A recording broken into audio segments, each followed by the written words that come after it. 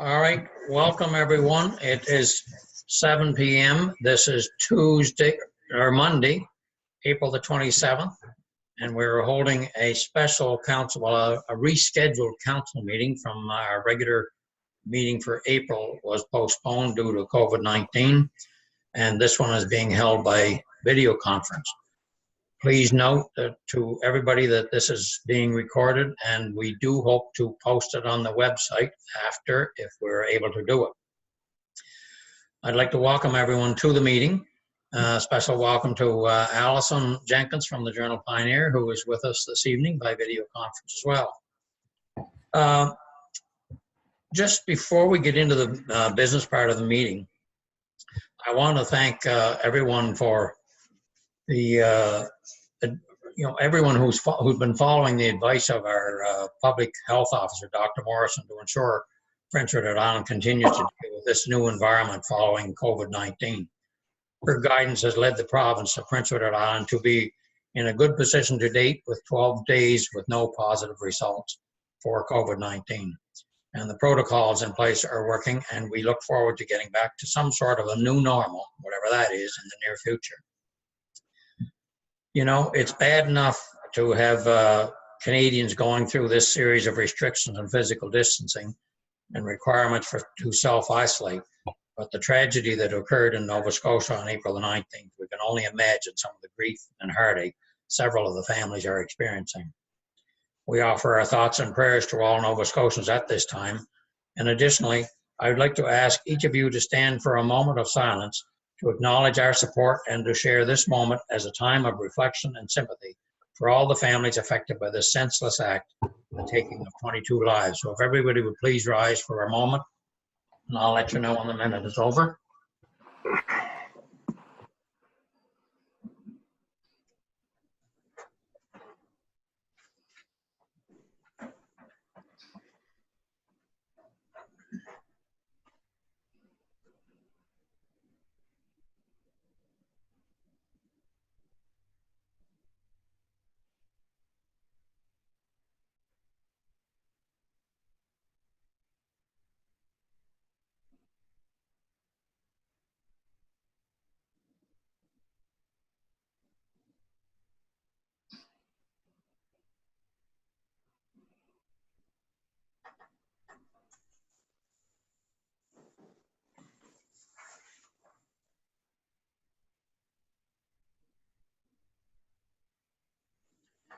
Thank you, everyone. You can have a seat. Okay, we've already gone through some of the protocol on how to vote, et cetera, in preparation for the meeting here tonight. So I'm hoping that we can get through this meeting with very few hiccups, but I'm sure there will be a few, and bear with us when they happen. We're not going to be using the chat function, and we're not going to be using the voting by hand on the function, so we'll ask you to, I'm not sure if we'll have you, I might call for each person to give me their vote on each resolution that we bring forward. So the meeting is called to order, and the agenda is before you. We do have one additional item to add to the agenda, 8.1.7, which has to do with a request for a decision for banners for the banner flags for the Confederation Trail.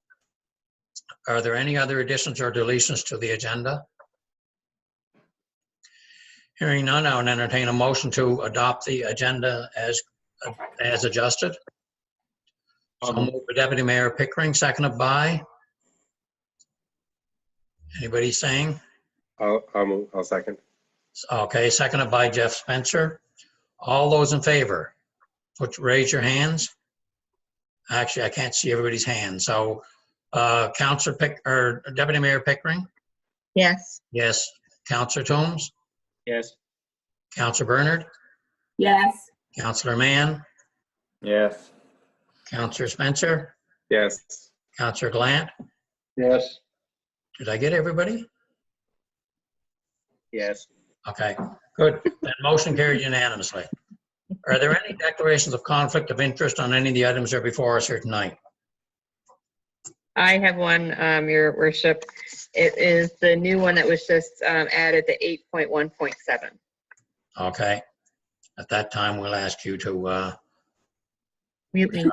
we'll mute you. Okay. There's no speakers tonight, obviously, just us. The minutes of the previous meeting are before you for March the 20th. March the 19th, pardon me. And are there any errors or omissions in those minutes? Did anybody detect any errors or omissions in those minutes? And when we're making motions, perhaps what we can do is when I call for a mover and I call for a seconder, you can say I move and the other I second. I'll probably recognize your voices. So rather than show of hands, because it's difficult, I can only see 4 counselors.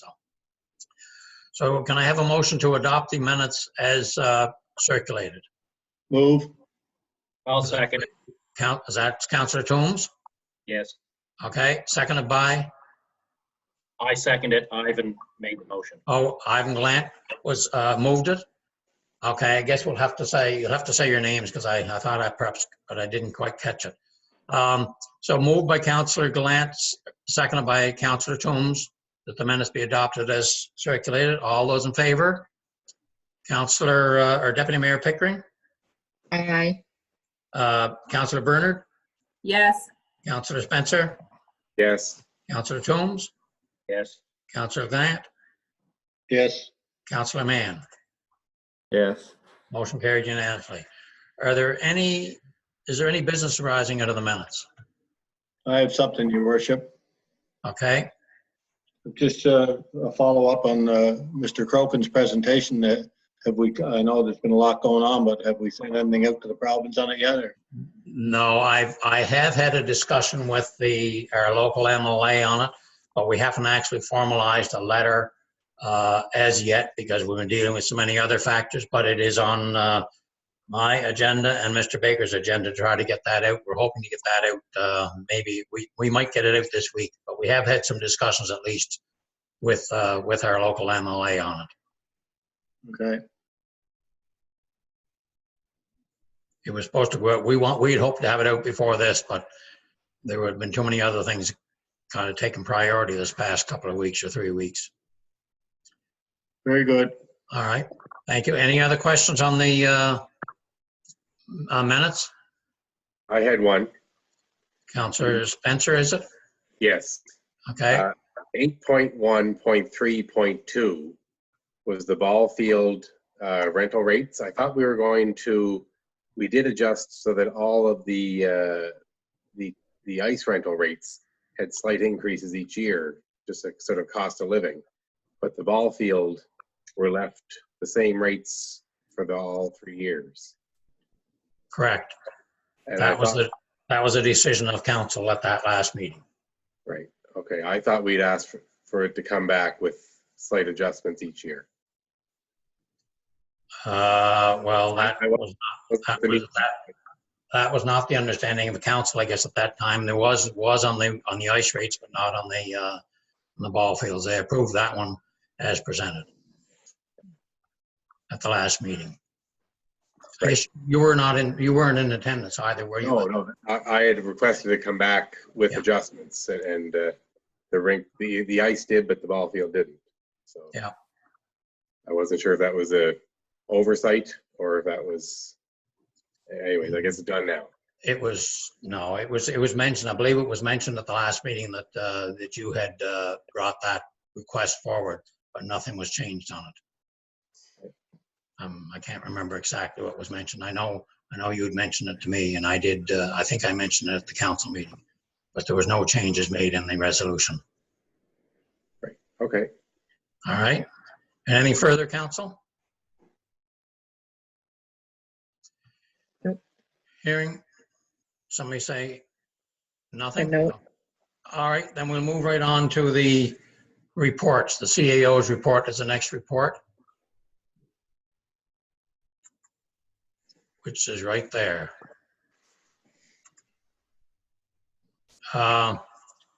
Any questions on any of the items on the CAO's report? I had a couple questions. Go ahead, Councillor Spencer. Number 3, I wondered if we've heard if they do have a commencement date. No, as it mentions in there, they're hoping to have it go out to tender, I believe, within the next 2 weeks. So I don't know if there's, I'm not sure. Do you know, Mr. Baker, are you on there? How can I find you, participants? See if I can find Mr. Baker and I'll unmute him and see if he knows anything further. Mr. Baker, do you have anything further to add other than the things going out for tender? Do you know when it's supposed to close? No, I don't have any information other than what's presented in the report at this point. Okay, thank you. I did have 2 other questions. You go ahead. Number 6, and I mentioned actually to Mr. Baker this afternoon about this one. I just wondered if we could look at some beautification on the north side of the train station, North side, is that the fence? facing Kent. Yeah. That side could use a little sprucing up, just in maybe some gardening or something like that. There's a couple spots there that just could use a little tidy up. Well, we are hoping at the last meeting, we also talked about working with Kent to see about having that whole fence replaced. So maybe at that time, something can be done. I gather you're talking about around the fence, are you? No, right against the building. Oh, against the train station, you mean? Yes. Oh, okay. Well, I know there's cleanup to be done around there, so we'll leave. Do you have any, Mr. Baker, where are you? I should leave you unmuted, Mr. Baker, because we're going to ask you questions all the time here. I can just see that.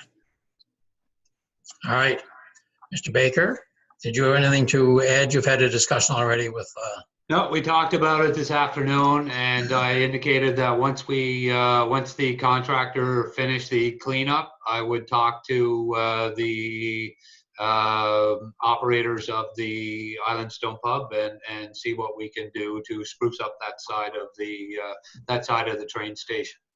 okay. Oh, right next to the building. Is that where we're talking about, I gather, is it? Yeah, Yes. absolutely. Yeah. All right. And Good. Councilor Spencer did provide me with some photos as well. Yeah, all right. Deputy Mayor Pickering? Just to add to Jeff's comment is I have spoken to the owners of Island Stone Pub and suggested about finding another location for their dumpsters. So they might be coming to the town to talk about moving the dumpsters to the back triangular piece of land behind Kent and moving those out of sight for the summer anyways. And then at least they're gone for the non-wintry months. Would look better. Yeah. Frees up a couple of parking spots too. We can take Yeah. a look at that then in the summer as well, Mr. Baker. Can you put that on your list? Do I still have you, on muted, Jeff? I don't believe I'm muted. No, it's on my list. Yeah, okay, good, thank you. I'm not going to mute you, Mr. Baker. Okay, any other questions, council? I did have one other. Yes, Number 18, the basement of the train station. I'm wondering if that will be tendered soon. Mr. Baker? It's not something we're going to tender. It's something that we were going to proceed with as staff had time to do it. It's not something we had planned on tendering out or contracting out for that matter. The plans are to have it done this year though, eh? In the next few- We'll get it done as quickly as possible. Yeah, it's kind of not an easy task to complete, obviously, because people are going to have to be running granular materials into the basement of the train station, likely a bucket or a small load at a time. So it's not going to be an easy task to complete. But it is on our radar, and we'll certainly get to it as soon as we can. Okay, thank you. Any further questions, council? Mr. Mayor, I have a couple of comments as well regarding the train station. Go ahead, Councillor Glant. As a follow-up to Councillor Spencer's remarks, the train station, I agree with him that there is some work should be done. Maybe flowers or something in those areas where there's gravel along the building. And also, whenever we're talking to Kent about the fence, I wonder if at some point in time we could also chat to them, maybe, all their big trucks or all their delivery trucks go in and use that back gate, or the majority of them do, if not them all. And the pavement is broken up, as you're probably aware, through there pretty well, and especially down by the gate. So I'm wondering if we can come to some sort of agreement with them, maybe if we're going to do the fence, that possibility we could do the fence and they could do some paving or fix up the parking lot there, or vice versa. All right, I'm making note of that. I'm sure, Mr. Baker, you're making notes as well? Yeah. And Okay. also the current fence down there, just in the little area where Councillor Pickering was talking about for the garbage container. That triangle, yes. The fence is currently down there right now, and it's bordering, I think, on Grant Mann's property. So I'm just wondering if, for the time being, if the maintenance crew could at least get that fence back up and make it look a little more presentable until something's done with the whole fence. All right. Thank you. Mr. Baker, I'm sure you have that on the list. Yeah, I'm writing as Yes. quickly as I can here. All right. Counselor, do you have anything else, Counselor Glant? No, that's it on that one, I think. Okay, Counselor Toombs?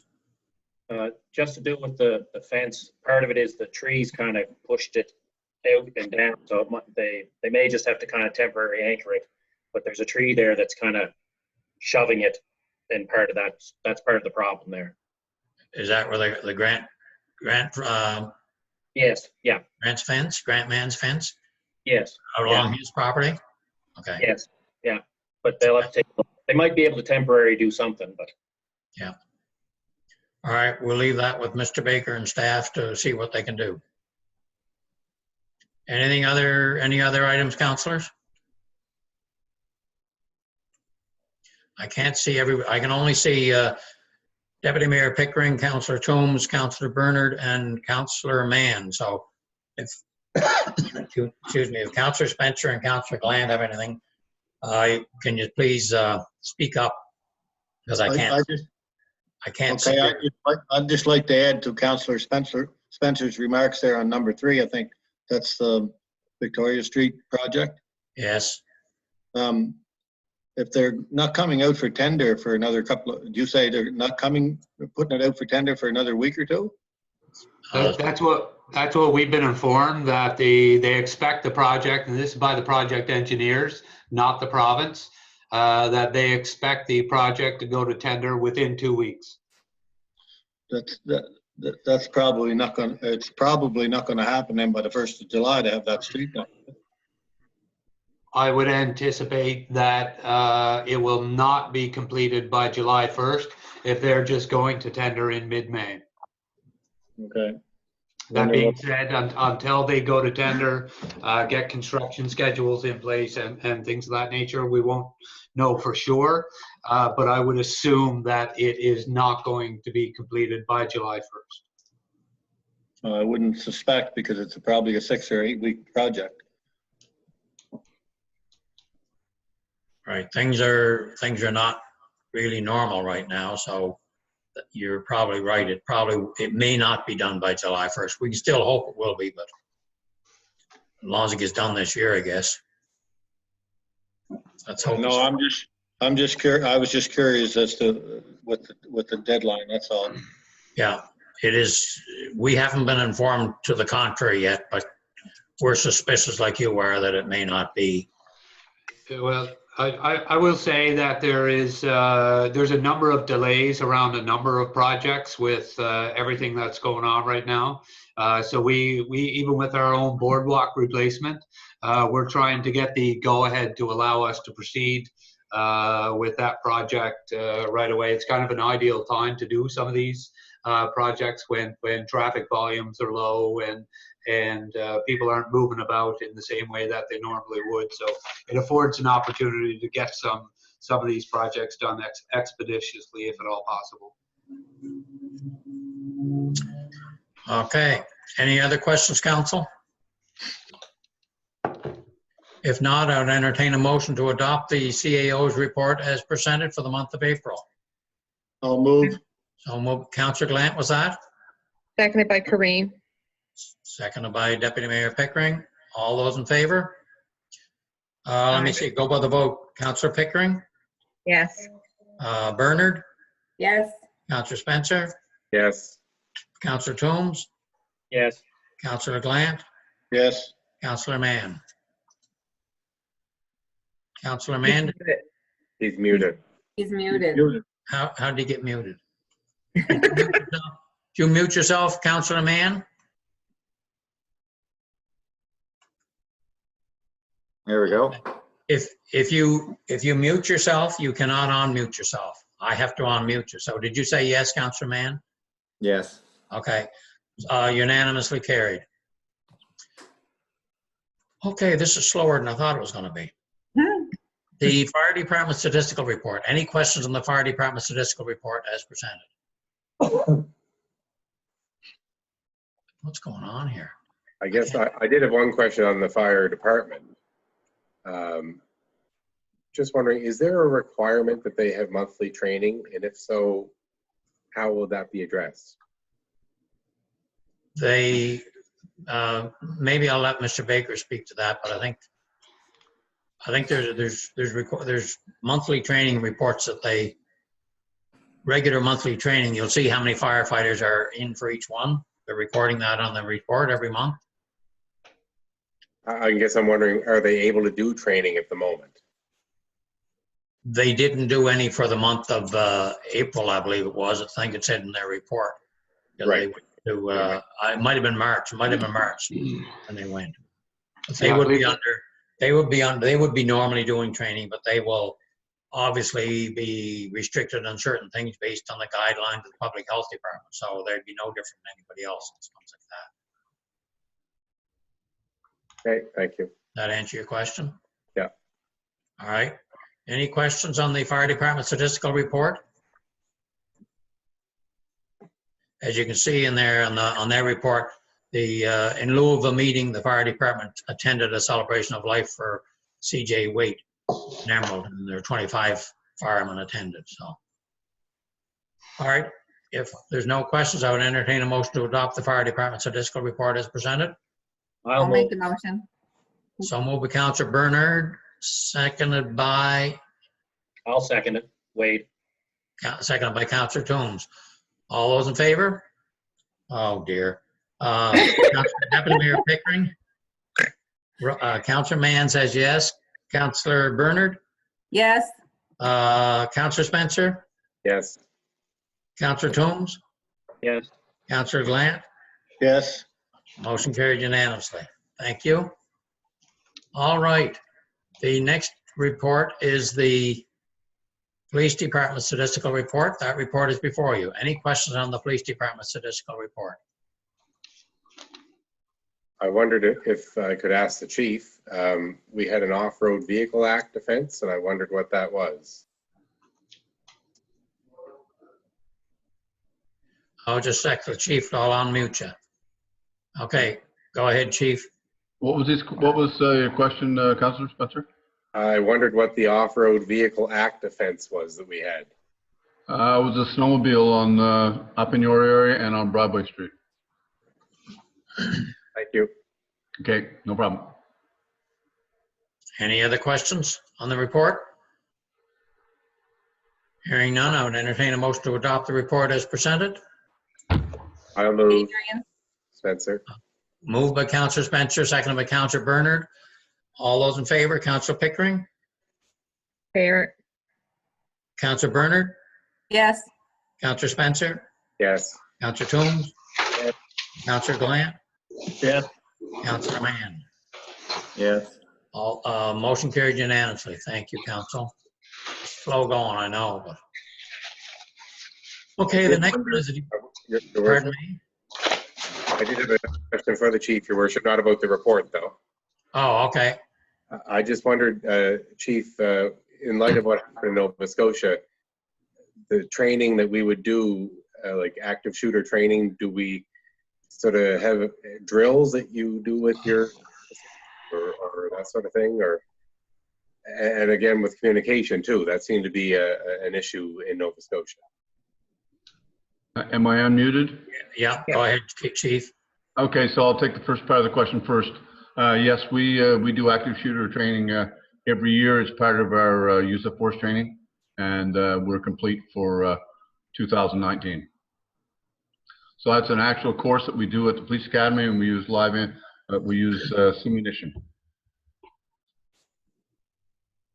Okay, the other part of the question, we have the same option through EMO to broadcast events regarding emergencies, and I won't comment on what took place in Nova Scotia. Thank you. You're welcome. Okay. Any further questions on police department?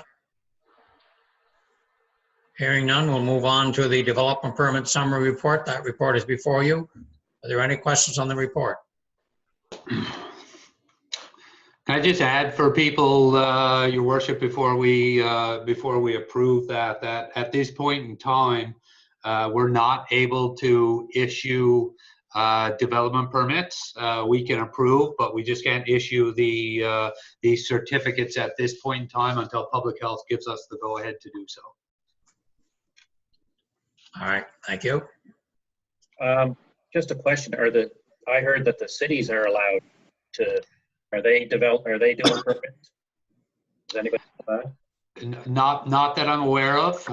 We're informed at this point in time that development permits cannot be issued unless there was a special directive issued for the cities that I'm not aware of. That being said, if the city had approved a development permit prior to the issuing of the public health orders, I do understand that those projects are okay to start and to continue. And certainly I think some projects as well are being dealt with on one-off situations. For example, we have a house under construction here on Lions Drive, which was given special permission by the Public Health Department to proceed. Thank you. I don't have, so basically it's not a blanket. The cities don't have blanket approval to go ahead with everything. They have some stuff going ahead, but not everything, because there's a lot of stuff that's not going ahead as well. That would be our understanding at this point. Yep. Right.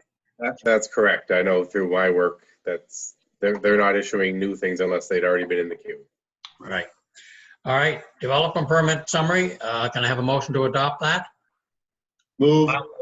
Who moved that? Brian. Second by Bernard. Who was it? Who's the aye? Was that Councillor Toombs? Moved by Ivan. Oh, by Ivan. Okay. Moved by Ivan. Second by Adrian. Seconded by Councillor Bernard. All those in favor? Oh, wait, no. Deputy Mayor Pickering? You can see four of us. Yeah. Why don't you go with the picture of four of us and then ask the other two? All those in favor? Put your hand up. All those opposed, say opposed. Motion carried unanimously. Let's do it that way. If you didn't vote, you're still a yes. So motion carried unanimously. Everybody agreed to that process? Yes. I can't see you all. I wished I could. This is terrible where I can't see you all. I'm the one that should be able to see you all. Anyway. Roland, can I just interrupt you for a second? Go to your top right and go to full screen. Does that make a difference? No. Click on. No. Right to the top right screen, or corner of your screen. Not that one. It's like, should be speaker view. Right beside speaker view, there's a full screen, or there's that one? There's four little arrows going in all opposite directions to take you to a full screen. I don't have that. You folks have it, but I don't have that. That's terrible. Jeff was already in saying that, I don't know. I mean, I've got one thing that I can't change the size of it. The only one I can change is that one. I only see one person then, so. Okay. I don't have it either. Oh, what'd I do now? It's not my fault. Okay. All right, the next item on the list is the bills list. The bills list is before you. Are there any questions on any of the bills? I had one. I had a couple, actually. Okay, just a second, and I'm gonna unmute Mrs. McKinnon just in case she can answer the questions, okay? Which one's Counselor Spencer?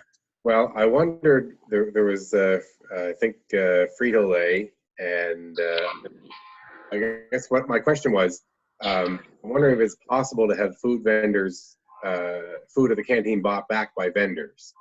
You know, like Councillor Mill used to say to me how he would go into a tree corner store maybe and take chips if they were getting close to their expiry and move them to a superstore or Sobeys so they move faster. Yeah, we did receive a credit on some of the products that they returned. Okay, so Okay. we already looked after that. That's great. Yeah. Another question I had, did we know the cost of transporting the generator to New Brunswick before we agreed to have them do it? Yes. Correct, Mr. Baker, we did. Yes. Yes. It was over and back. Oh, yes, yeah, okay. I just wondered if we could get a breakdown on where that total came from. There was a quote, Labor, if I'm not mistaken, I think there was a quote received, Mr. Baker, and that was the cheapest quote. It was a verbal quote received. Of course, we had talked about transporting it over there with our own staff, but we ended up sending it over there by a contractor. I'm actually looking for the bill on here. I don't see it. It was $425 each Chris way. Lynn. Oh yeah. 977.50 was $425 each way. I presume that's on the bills list here somewhere. I'm not. It Was is, yeah. Under K. 977.50 total. Who was it who though? Crislin Holdings Incorporated. Oh, it starts with K. Yeah. All right. We were certainly aware of what the cost was before it went over. Okay.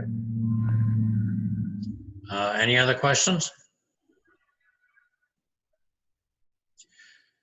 If not, I would entertain a motion to pay the bills for the month in the amount of $383,954.34. Kareem motion. So moved by Deputy Mayor Pickering, seconded by Rodney. who? Was it Wade? Yes. Councillor Toombs? All those in favor? Say aye. All those opposed? Motion carried unanimously. That's probably about as easy as we're gonna get. Okay, council, let's go into the next one. The summary income statement. Do you wish to look at the detail of each of those things, or have you had a chance to review them all, and can we review the statement? Hopefully we'll get a little more detail in other months, but. Any questions on any of the departments? Let me ask it that way. You've had the detail as well. I had no questions. Any other council have questions? No questions here. None? All right, does somebody wish to make a motion to adopt the summary income statement to the end of February as presented? Move by Councillor Glant. Come again? Second, Councillor Spencer. I didn't hear who said what. There was an overlap. Glant moved it. Okay, moved by Councillor Glant, seconded by Councillor Spencer, was it? Yes. All right, all those in favor? Aye. Aye. Aye. Opposed? Motion carried unanimously. Thank you, council. I wished I could see you. It would make it so much easier. All right, the next report is the credit union summary report. Any questions on that report, council?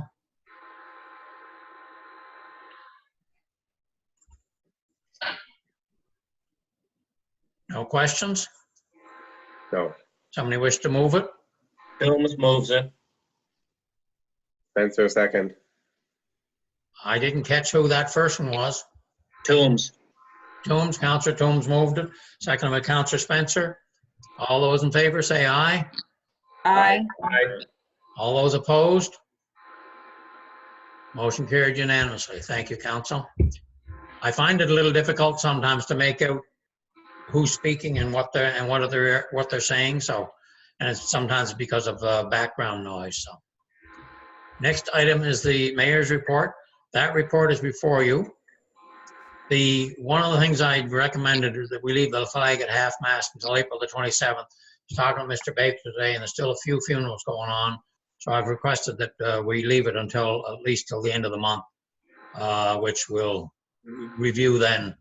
And if there's still funerals, then we may keep it a little longer, but we'll leave it at least till the end of the month. Trust everybody is okay with that. Does anybody have any questions? I have some recommendation there on the kids phone, kids help phone. And does anybody have any questions on the report, first of all?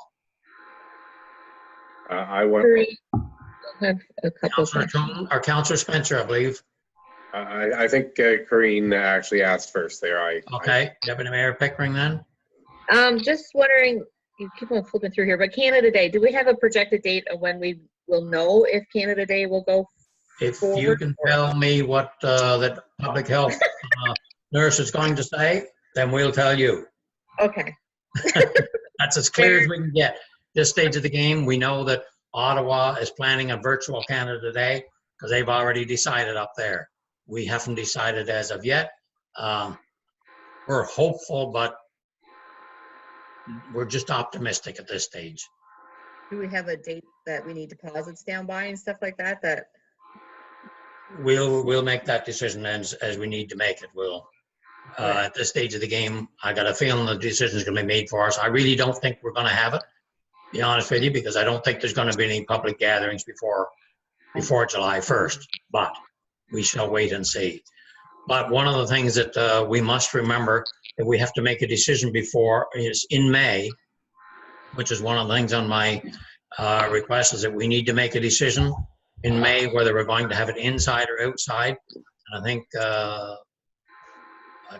Kim was going to try and do a survey on Facebook to see what you could find out in all councils. So I would just suggest that Mr. Baker put that on our agenda to make a decision in May whether we're going to have it inside or outside, even if we have it. okay. Thank And you. So this will give you all a chance to think about it. That's it for me. All right. I did have a question. Councillor Spencer, is it? Yeah. Okay. Actually, a second one came to mind while Councillor Pickering was talking too. First question I had was with the officers going to the Confederation Bridge, Correct. first through the provincial government. Yes. Okay, thank you. And the second question related to the Canada Day, if we had to cancel, I wondered, I know Charlottetown a year or two ago did sort of community barbecues and would sort of, set up a barbecue in a few different neighborhoods, different weekends. I wondered, like early in the fall, if we're good at that point, if that's something council would be interested in doing, is sort of taking our barbecue to different parts of town, different Saturdays or something, sort of having a neighborhood get together. I love that idea. Well, let's wait until we see whether we have Canada Day, and we can decide that later on when we're coming into the fall, if that's all right with everyone. Just keep it Just a thought, just in mind. something I thought that I remember them doing. I thought it was a nice way to get people seeing the neighbors again once we're able to. All right. Keep it in the back of your mind for later on for the fall. Well, late summer. Okay. Any other questions? I got Councillor a Bernard. comment, Councillor. Councillor Mayor Glenn, is it? Mayor Casely? Yes. Yeah, regarding the Canada Day celebrations, if we don't have them, Correct. I still think we should call for nominations for Citizen of the Year and Youth of the Year. Oh, we will do that anyway. And if nothing else, we'll have a virtual presentation of something. We'll figure that out one way or along. We'll be planning to do that anyway. Yeah, We're not okay, going no problem. we're not going to totally ignore Canada Day. What we are going to do is possibly have to revamp how it gets handled. So, Yep. so we will Okay, continue no to have, request nominations. But we'll still call for nominations at the same time as every other year then, right? Yes, which is almost any time now. I think it's usually around May that we start, May or June, I think it is. I Yeah, see. Okay. Okay. Perfect. Any other questions, council? Counselor Bernard does. Say again. Counselor Bernard? Oh, Councilor Bernard, yes. What's your question? It's regarding the business park land, and maybe this is better another time, but I'm just curious. The last meeting that I was at, I had missed March, but there was someone interested in developing quite a few properties, but it was still on the fence. Have we heard any more about that? That is, my best guess at this stage is a dead issue that I don't think that's going to materialize. Okay. That's kind of where we think we are now. We've heard nothing and seen nothing that would indicate they're even going to be moving forward at this stage of the game. Okay. That's about as clear as we can be at this stage of the game. I don't think it's going to happen. Okay. But we can still hopefully move. We still hope to move forward with the park. We still have other people interested, but that one takes the pressure off to have it done right away. That answer your question? Yes, thank you. All right, thank you. Any other questions on the report? Your worship, Yes. Councillor Mann? Spencer, is it? Oh, Mann? Mann, okay. Councillor Mann? Just regarding the policing at the bridge, is that our contribution, or do we get any kind of refund Chief. or Yeah, I'll let Chief answer that. Chief? Councilman, we will get reimbursed for that. Okay. Any other questions? Okay, then I would have a No, wait. question. Yes. Counselor Pickering does, sorry. Well, Yeah. Got her hand Yeah, up. I was just going to motion that we do that donation that you've recommended. Oh, okay. I was just going to ask that. So, is I'll any, second it. okay, it's moved by Deputy Mayor Pickering, seconded by Councilor Bernard, was it? Yes. That we make a donation of $50 per month, $600 per year, that we set that up on a monthly gift to the Yes. Kids Yes. Help Phone. Is there any discussion on the motion? All right, if not, I will call for a vote, and I'm going to get a vote from each of you on this one. Councilor Pickering, Yes. Councilor Bernard, Yes. Councilor Spencer, Yes. Councilor Toombs, Yes. Councilor Gallant, Yes. Councilor Mann. Yes. All right, motion carried unanimously. Thank you, council. Now, I would like to have a motion to receive the mayor's report, adopt the mayor's report as presented. Do I have a seconder? Bernard. Second, moved by Councilor Bernard, seconded by Pickering. Deputy Mayor Pickering. All those in favor say aye. Aye. All right. All those opposed? Motion carried unanimously. Thank you, council. The next item is the Federation of PEI Municipalities report. Councilor Mann, do you have anything to report on that? We had a virtual meeting the other month, just to saying that, well, the annual meeting is been postponed. It would have been today. Right. And we adopted our budget, and we appointed our auditor from our RFP. That's what Okay. the main stuff from our last meeting. All right. Anything further? Nothing further. Questions of Councilor Mann? Hearing none, we'll move on to the Heart of the Island Initiative. Deputy Mayor Pickering. Hi, thank you. We have been meeting virtually as well. We've had several meetings since our last meeting, council meeting. We've hired a project coordinator. Her name is Jen Waugh. So she's looking after a lot of administration, keeping us organized and making sure we're keeping our tasks at hand, which is going wonderful. So marketing is really right now, or there's 4 subcommittees. which is marketing, beautification. They've always been kind of there, but we've added 2 more. Events committee, which I'm the chair of, and then a boardwalk concept committee that we're hoping takes off. So we have 4 subcommittees now. The marketing committee has been working really hard on trying to get a blog up and going, looking for people to do some blog writing of things of interest of our region of the heart of PEI. That's about it. With the beautification, things are still going ahead, as you see with some of the stuff that's on the agenda to talk about later. But there is still another project we're working on with the individual communities within our Heart of PEI region, and it's the WI signage that's at some of the smaller communities.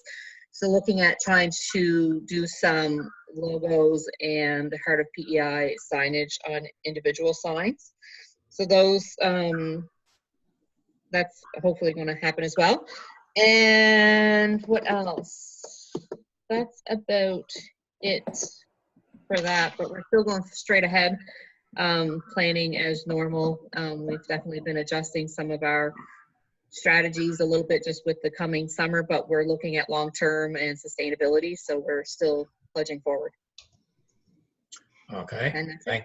thank you. Any questions of Deputy Mayor Pickering? All right, Councillor Mann, anything on the Kensington Area Chamber of Commerce? All right. Well, at our last virtual meeting, just did a little bit of, we're still going forward. We're not sure what the summer is, but we're going to go forward with the application for summer student funding, just in case everything flows through. There was some talk about looking to expand the Chamber's coverage into political district 18. There's a lot of COVID information. Our director's been busy sending out COVID information to all our members. You're probably getting lots and lots of emails. And there was just an update from the Heart of the Island STEP program. So, All right. Any questions of Councillor Mann? Councillor Glant, have you heard anything on the PEI 55 plus games? Yes, I do. Back a few weeks ago, my co-chair, Cindy Doucette, and myself, and I think Councillor Pickering was there as well, and a couple of other folks had met briefly to have some discussion on the 55 plus games and set up some initial meetings to meet with the PEI 55 plus society. And with everything that has taken place, of course, we weren't allowed to meet. So I had some discussion with Kim on a couple of occasions, and just recently the weekend. And there's a good bit of organization, as you would be aware, to go on before we could have this 55 plus games. And I also spoke with our MLA and had some discussion with him as to when we might be able to start meeting in person. And it would take up to about 25 to 30 people, volunteers, to meet. The initial group could meet fairly regularly, but you have to meet with your volunteers, your chairpersons, and other volunteers, and it could be upwards to 20 to 30, 35 people at any one time meeting. So after some discussion with Kim, and they had a meeting with their board of directors, a meeting such as we're having tonight, about a week ago, and they had some discussion on it.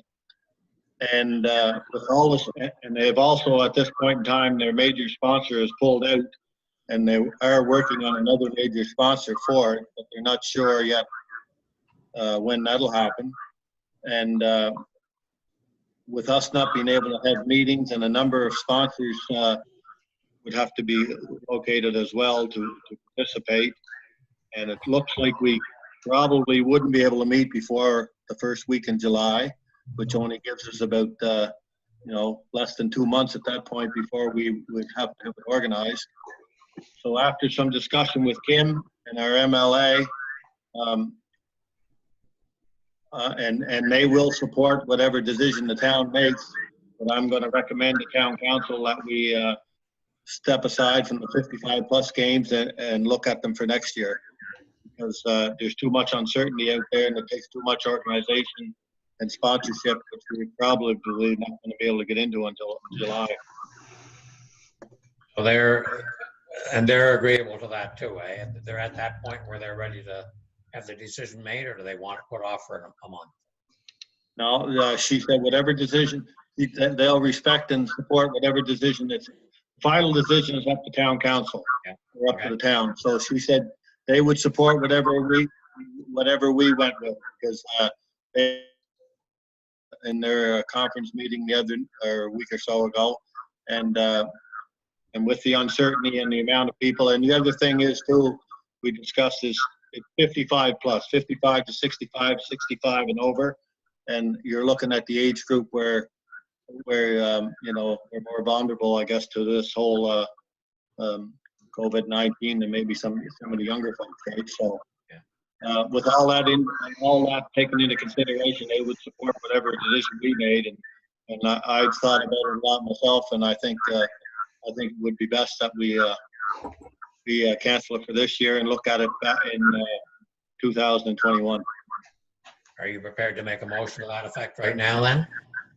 Yes, I am. Yeah. Go right ahead. Okay, I'll move that we cancel the 2020 55+ summer games with the town of Kensington, and look forward to hosting them in 2021. Thank you. Do we have a second for that motion? I'll second it. Wait.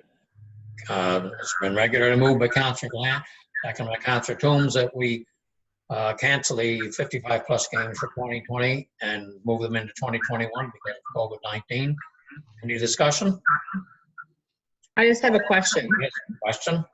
When you say cancel, that means it's canceled no matter what. It's not another community going to be taking it on? No, there wouldn't be no other community taking it on. Okay. Any other questions? All those in favor? Aye. Say aye. Aye. All those opposed? Motion carried unanimously. Thank you, council. Okay, the next items on the agenda are requests for decisions. The first item is the request for decision for the replacement of the Dodge Charger. As everybody is probably aware from the information that's been presented, we have a serious problem with our 2016 Dodge Charger. The information is all there. Are there any questions on the information that's being presented? We'll start with that. I do have a question. Councillor Spencer, is it? Yes. I'm getting feedback from somewhere. Where am I getting the feedback from? I'm hearing it too. Hearing it too. I wonder what. I don't know where it is. Okay, well, Councillor Spencer, what was the question? I know the car that was a Fredericton police car was a head-on collision. But the Explorer also, it only has 885 kilometers. I wondered, was there an accident for that one? No. Just a second. Chief, The war. you were unmuted. Would you like to? Thank you, Your Worship. Councillor Spencer, you mentioned first about the Taurus from Fredericton. That was a head-on collision, a lot of damage. Right.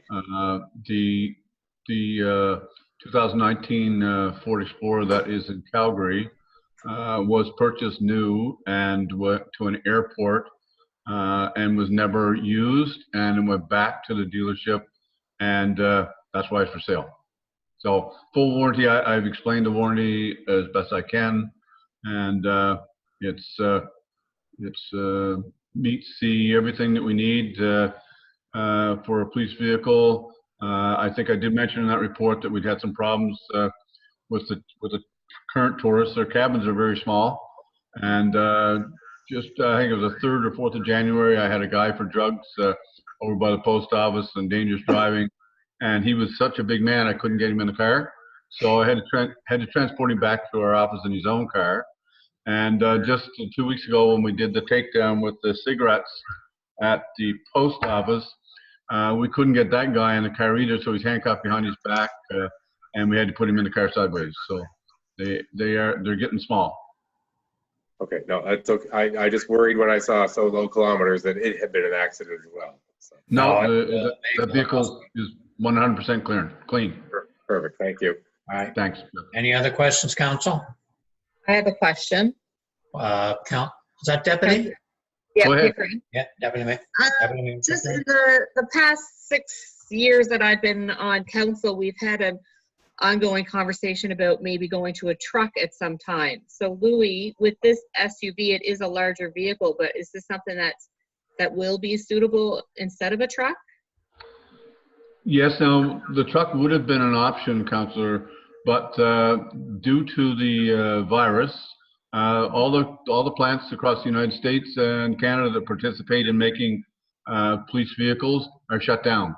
And you can order a vehicle, but you might wait till January of next year to get it. So we're kind of in a little bit of a pickle here right now. So the trucks are very expensive too. I think Summerside just put one on the road, and I think they told me it was over 60,000 to get it on the road.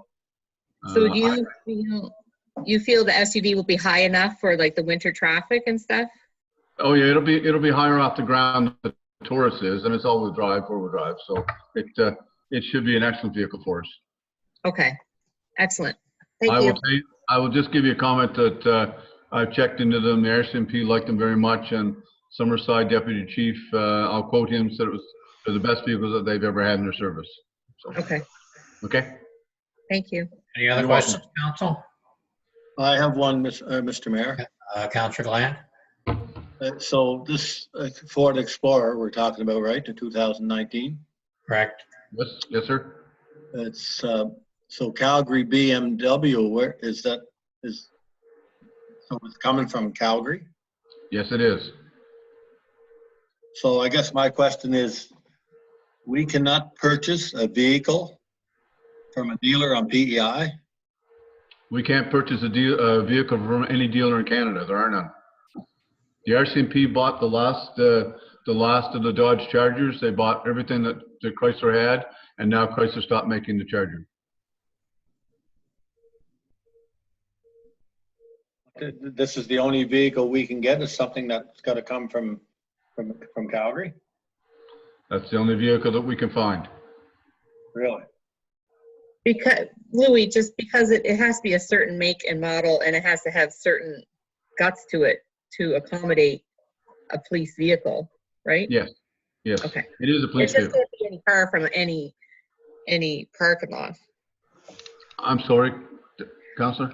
I think, Ivan, I'm just confused. It can't be a vehicle from any dealership, from any dealership parking lot that we can just buy a car from and turn it into a police vehicle.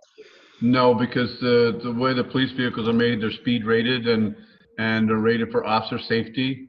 So that's why they call them police package. This is an Interceptor. The brakes are different than what we would buy. So I know Mr. Spencer, Councilor Spencer, has an Explorer. The braking system is totally different on those cars than what the ones the general public buy. So, and they're built heavier underneath with plates and that type of thing, which aren't on our vehicles that we buy. Chief, maybe you could talk about some of the conversations you did have with the local dealers in that regard, because we did reach out to the local dealerships. Yes, we did. I went and met directly with Brody, one of the owners at Summerside Chrysler, and we sat down and he's priced a vehicle out for me. That was their new SUV, the Dodge Durango, but they're not available. He said you can order it, Louis, but we can't get it because we don't know when the plants are going to start operating again. And then I went over and met with Nick at DLX McDonald, and we bought a number of cars from them over the years. He said, we'd love to sell you one. I can't, but this vehicle that we're looking at right now, the Explorer, was on the Ford auction, and then all the auctions went down when the virus came along. So Nick couldn't find it again. So I started searching for it myself through Google, and I found the same vehicle. And we were able to, if we were to purchase it, we can purchase for a lot cheaper than what we could from DLX. The freight, it would come on the train to Moncton where we pick it up, and which isn't too bad. The delivery date was May 10th if it had been last week, so I'm presuming 15th of May probably before, if we purchase that vehicle, when we got it.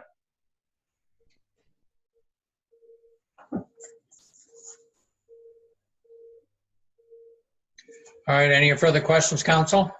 So is that vehicle, is that priced, is that including getting it here, or is that over and above that? No, the price that Mr. Baker has I just forget exactly what it was, includes the freight? The $33,875 plus applicable taxes does include the freight. Yes. And just out of curiosity, what would Summerside Chrysler or D. Alex, what would their price have been? Did they indicate that? I'm sorry, try again? Out of curiosity, what would D. Alec McDonald or Summerside Chrysler's price would have been much higher? If they were able to get them? Well, they wouldn't be able to get it to 19 or 2019. The new Ford Explorers and the Durangos are going about 48,000 before they're equipped.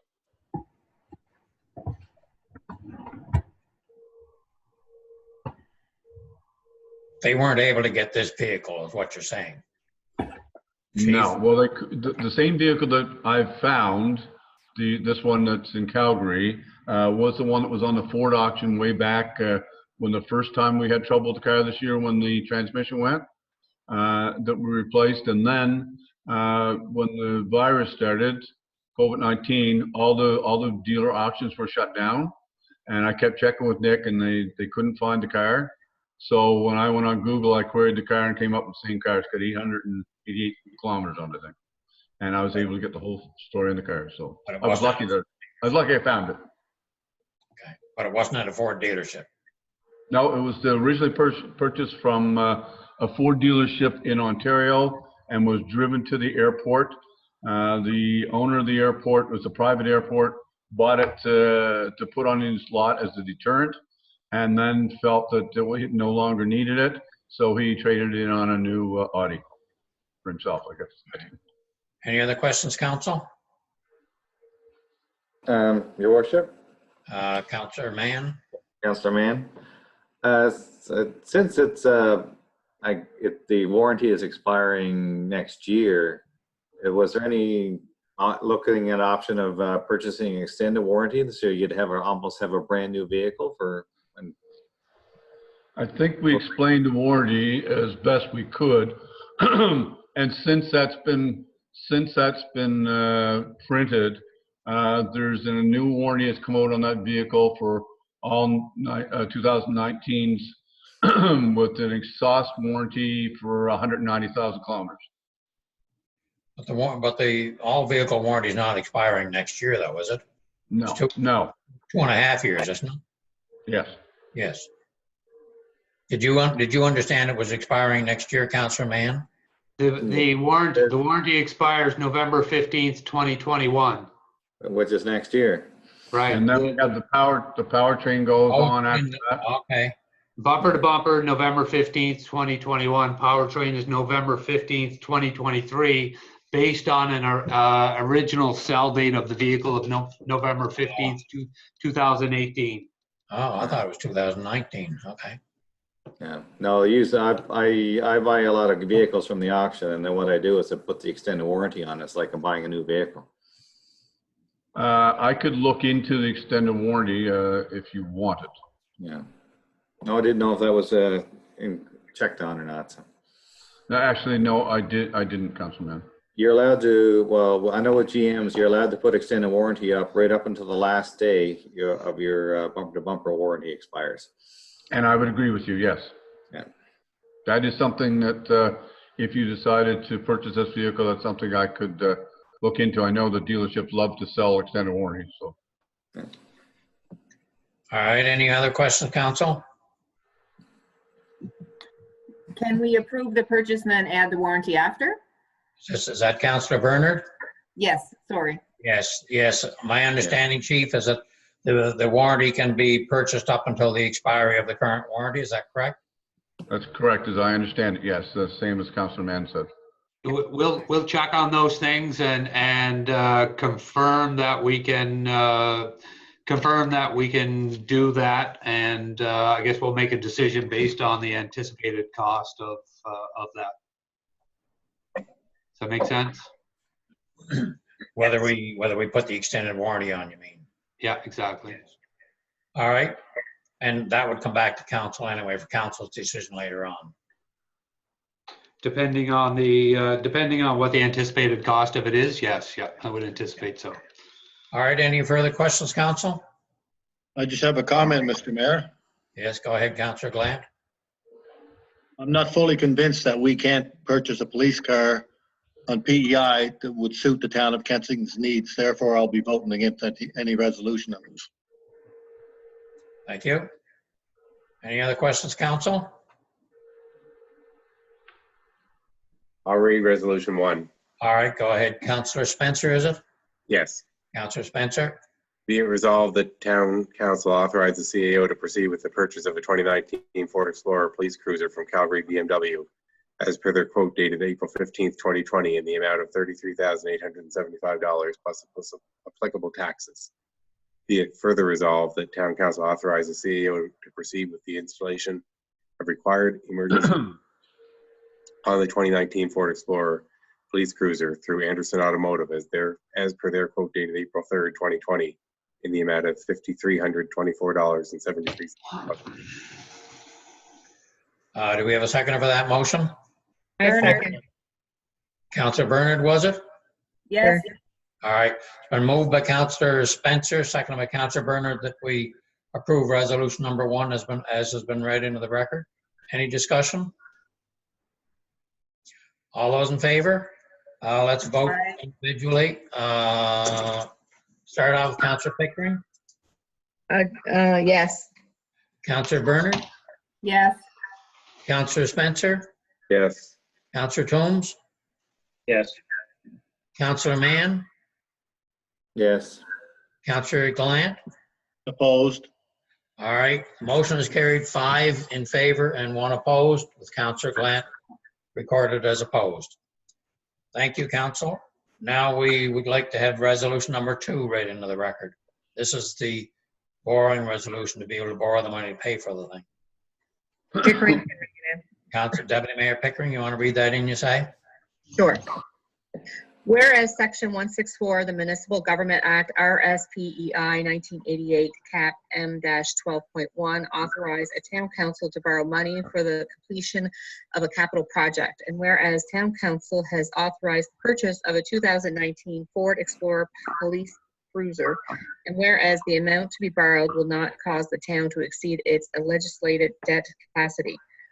Be it resolved that the town of Kensington be empowered to borrow $39,199.73 from the Scotia Bank under the following terms. Repayable in full by town council over an amortization period not to exceed 5 years. At an interest rate of prime less 0.3% annum with interest payable monthly and advances repayable on demand. Thank you, Deputy Mayor Pickering. Do we have a second for that motion? Bernard. Second. Moved by Deputy Mayor Pickering, seconded by Councillor Bernard, was it? That we approve resolution number 2, which is authorizes the town to borrow the money to pay for the vehicle. Let's go for a vote. Deputy Mayor Pickering? All those in Yes. favor? Deputy Mayor Pickering? Yes. In favor. Councillor Bernard? Yes, Councillor Spencer? Yes. Councillor Toombs? Yes. Councillor Mann? Yes. Councillor Glant? Opposed? 5 in favor and 1 opposed. Councillor Glant opposed. Motion is carried.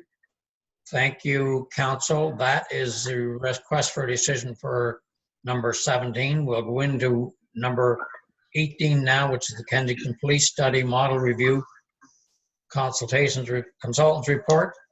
That information is before you. Are there any questions on the report?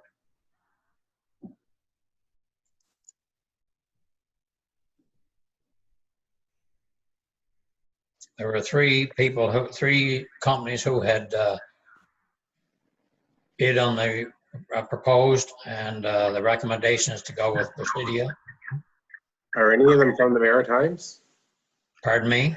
Are any of the companies from the Maritimes? No, actually, Presidia Security has family in PEI, as a matter of fact. But they don't, there's no companies in the Maritimes actually bid on it.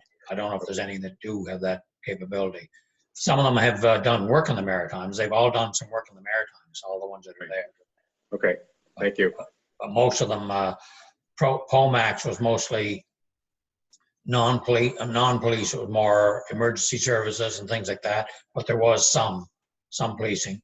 Perryville and Taylor and Presidia were the ones that had the most amount of experience in policing reviews. And there was in the scoring, as you can see, the scoring is Presidia came out with 93 points out of 100. Perryville and Taylor got 86.5, and Pomax got 72.5. So the recommendation is to move with Presidia, as they are the best value considered the best value for the money spent. Any questions? Mr. Mayor? Yes, Councillor Glant. When we talked about this back a few months ago, I'd have to go back and look at we had discussed I think at that meeting regarding what price we might set on this. Was there a number? We'd hoped to spend about, we had budgeted $25,000 in our capital budget. Okay. So if you'll note in the request for decision that was provided on Friday, $25,000 was budgeted by town council as part of their 2021 capital budget. I'm requesting through the passing of the award resolution that I be authorized to allocate an additional $4,500 to cover the cost of the project. And the project at this point in time is proposed to be 100% funded by the town. What was the timeline? Did they give you an indication on that? Yeah, they did. They would have to see. The original schedule would have had the project completed by about mid-October. Just because the summer is coming and it's tough to hold public consultations throughout the summer months. However, I anticipate that schedule is going to be impacted by the current pandemic situation. We're already about 2 weeks later than what we had anticipated to award the project. We had anticipated awarding the project on the 14th of this month. Obviously, we're about 2 weeks past that at this point. So we would certainly make all effort to have the project completed by the end of 2020. On their court, Zachary Cole. And they were agreeable to be flexible on the start date, depending on the public health information as well, correct? Yeah, that's correct. Yep. Can you mute the chief, Your Worship? Did I mute him? Can you mute him? He's on a telephone call. Okay, he's back. Sorry, I'm sorry, I'm off it. I can't even find him on the thing here, so. Oh, there he spoke. He's up at the top now.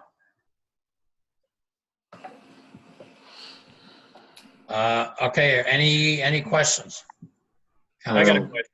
I have a question, Mayor. Who is it? Is that Councillor Toombs? Yes. Okay, go ahead, Councillor Toombs.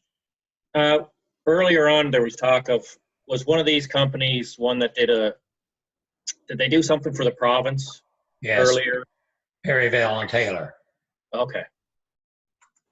I remember there was talk at a meeting that there was a company that did do some work here on the island with a policing study.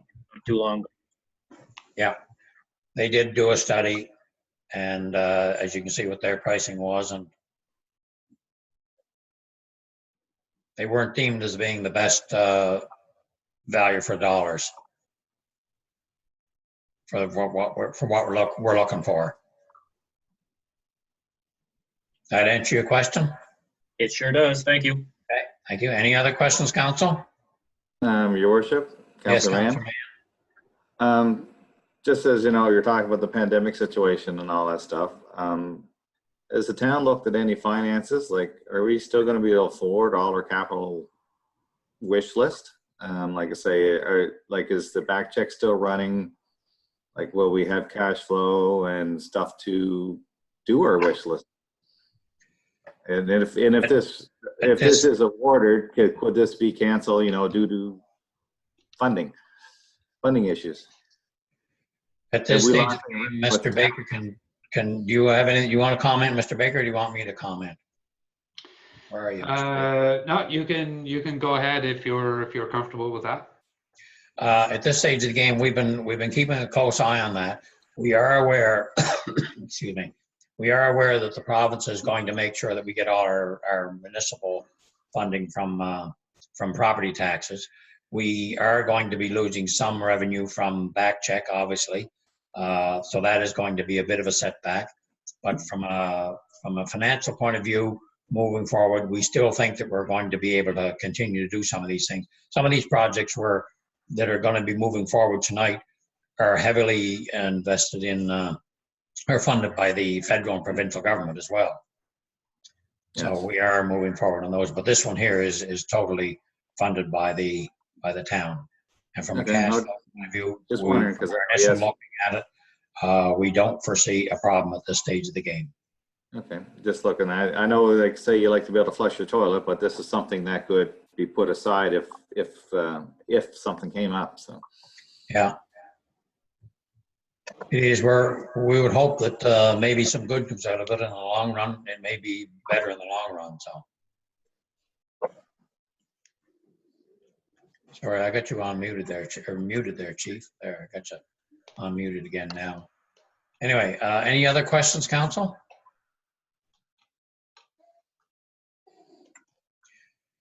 If not, would somebody wish to read into the record the resolution then? Let's see where this goes. How about Councilor Bernard? I think I see a hand up. Yep. Whereas Town Council desires to undertake a policing study and service model review for the Kensington Police Service, and whereas the town issued a request for proposals on February 11th, 2020, requesting submissions from qualified consultants to complete the study and model review as per the requirements of the town's procurement policy, and whereas Presidia Security Consulting successfully met the requirements of the RFP process, and following a formal and independent review of all proposals were deemed to provide the best value to the town, be it resolved that Kensington Town Council award a contract to Presidia Security Consulting to undertake and complete the police study and service model as per their proposal in the amount of $29,500 plus HST. Thank you, Councilor Bernard. Do we have a seconder for that motion? I'll second Spencer. Councilor Spencer. So been regularly moved by Councilor Bernard, seconded by Councilor Spencer, that we move forward with issuing the police study to Presidia, is it Presidia Consulting? Presidia Security. Any discussion on the motion? All those in favor, let's vote individually. Councilor Deputy Mayor Pickering, Yes. Councilor Bernard, Yes. Councilor Spencer, Yes. Councilor Toombs, Yes. Councilor Mann, Yes. Councilor Glant. Yes. Motion carried unanimously. Thank you, Council. We will move on to, I think that's all there is on that one, is yes. We'll move on to the next request for decision, which is the Town of Kensington harassment policy. That report is before you, or that policy is before you. Trust you've all had a chance to read it. Have you all had a chance to read it? And are you prepared to move forward, or do you have any questions? What's that? Can I go now? Yeah, No sure. questions here.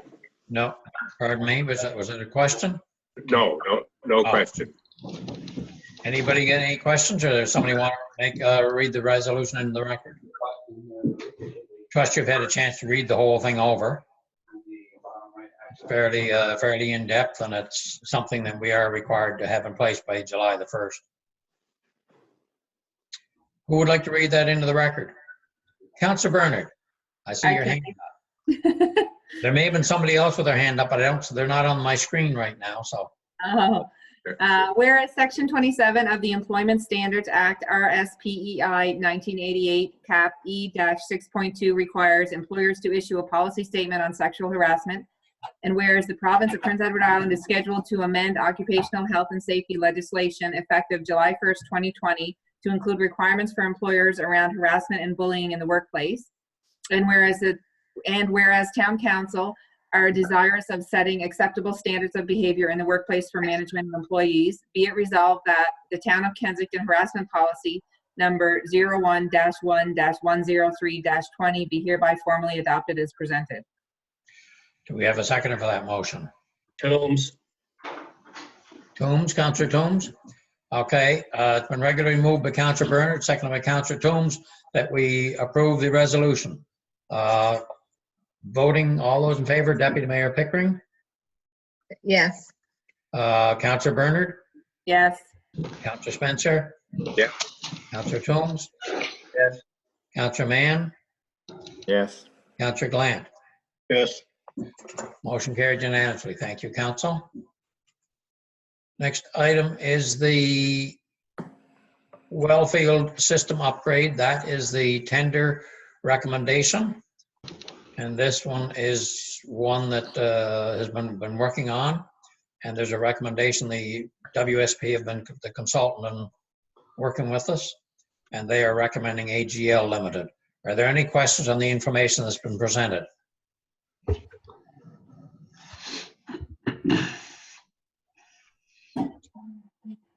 Hearing none, we need two resolutions right into the record. If there are no discussion, who would like to read in resolution number 1 then? I can. Councillor Toombs. Councillor Toombs, I see your hand up. Yes, yep. Be it resolved that Kensington Town Council award the contract for the Kensington Wellfield System Upgrades Project to AJL Limited as per their tender submission in the amount of $313,191, including HST. Thank you, Councillor Toombs. Do we have a seconder for that motion? I can second it, Pickering. Moved by Councillor Toombs, seconded by Deputy Mayor Pickering, that we award the contract to AGL Limited. Any discussion? All those in favor? Aye. Let's go individually. Deputy Mayor Pickering? Aye. Councillor Bernard? Yes. Councillor Spencer? Yes. Councillor Toombs? Yes. Councillor Mann? Yes. Councillor Glant? Yes. Motion carried unanimously. Thank you, Council.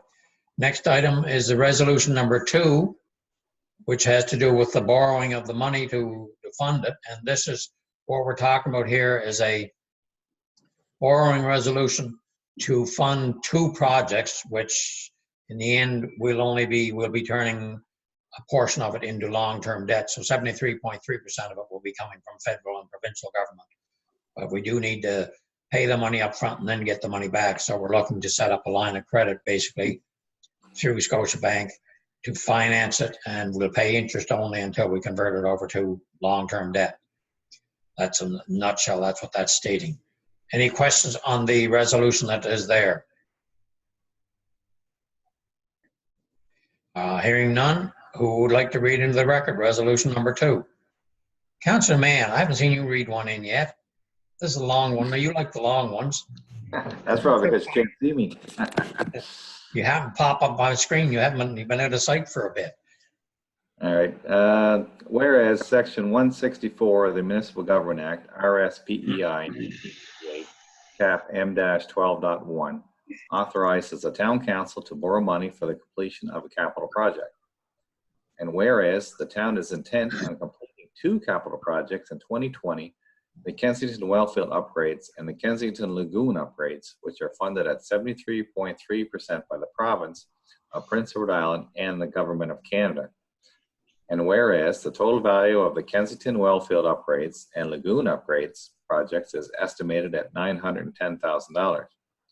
Be it resolved that Town Council authorize the CEO to set up a short-term borrowing line of credit in the amount of $910,000 through Scotiabank to finance the Kensington Wellfield upgrades and lagoon upgrade project under the following terms.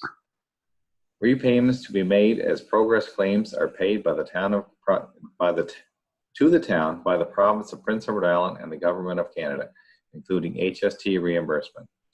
Short-term borrowing is interest only at an interest rate of prime less 0.3%. Any residual borrowing upon completion of the capital projects will be converted to a long-term debt by the town. Do we have a second for that motion? Second, Was that Councillor Glant? yes. Regularly moved by Councillor Mann, seconded by Councillor Glant, that we approve the setting up of the long-term or the borrowing resolution for a short-term loan and the $910,000. Any discussion? All those in favor? Let's go, Deputy Mayor Pickering, In favor, yes. Councillor Bernard, Yes. Councillor Spencer, Yes. Councillor Toombs, Yes. Councillor Mann, Yes. Councillor Glant. Yes. Motion carried unanimously. Thank you, Council. I think that's all there is on that one. Next one is the memorandum of understanding for the use of the Murray Center reception. That information is before you. The draft has been put together. It's been reviewed already with the selected committee from the board of at the church, and they have seen no problems with the memorandum of understanding so far. So we have, this is just the memorandum of understanding. So the project has not moved forward yet, but it will be moving forward because we've already issued the contract or the tender to Rick's. Any discussion on the memorandum that we have before? I had a few questions that I thought we might want to address in the memorandum. Which are? Number 4 of memorandum. I can't see the memorandum at the moment here, but I think it was number 4. It should be there on the screen. Yeah, okay, here we go. Okay, there we go. I wondered, would the generator be fenced or have security lighting added? Because that is certainly a spot that would be very difficult for our police patrol to see what's going on.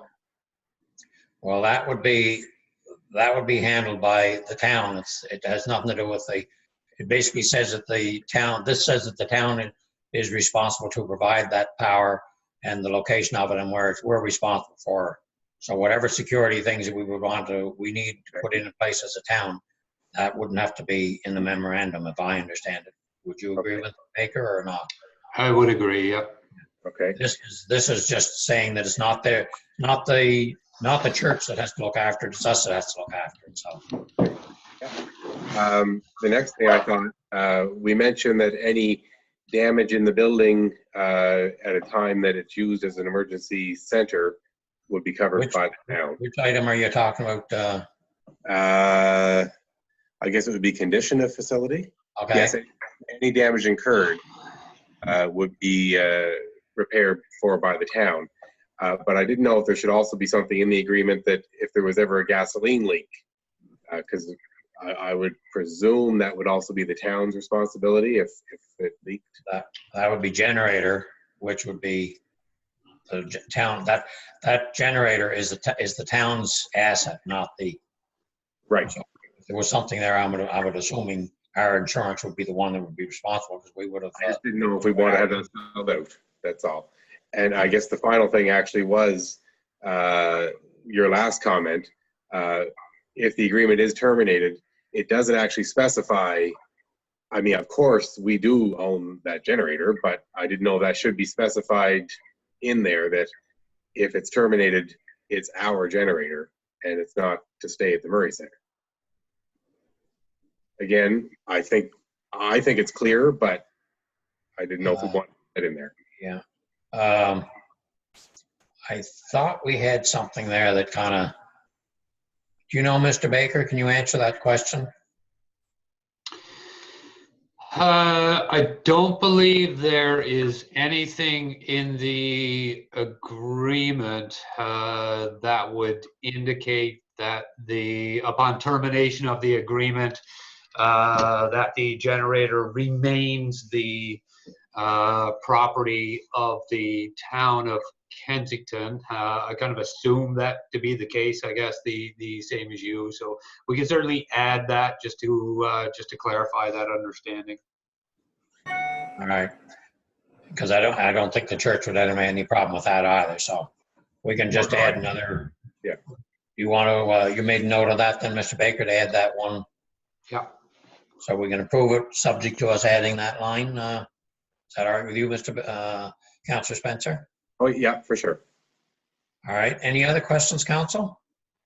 Just a comment there, Lance, Mr. Mayor. Yeah, that's a good point made by Councillor Spencer. I think in the future, we may not, obviously won't be the same town council forever, and it may not be the same management with the church forever. So it is a good piece of information to have in there. Yeah, we'll get that added, and I don't foresee that the church would understand that as well, so. Yeah. But it's good to have it clear. Any other questions, council? I guess the only other thing would be if it was terminated, paying to move it, would that be a split cost? Uh, I would not suggest that would be a split cost. I guess a part of that may relate back to the reason for termination or the circumstances surrounding termination of the agreement. I would assume that if the MOU was terminated, the town would be responsible for relocating the generator. That would be my understanding at this point in time. Okay, and also I think in addition, putting the building back into like removing the transfer switch and stuff like that, we might have to fill some holes and things like that. Yeah, agreed. So maybe we want to add something as well that suggests that upon termination of this agreement, that the town would be responsible for reinstating the Murray Christian Center back to its original state prior to it facilitating a generator.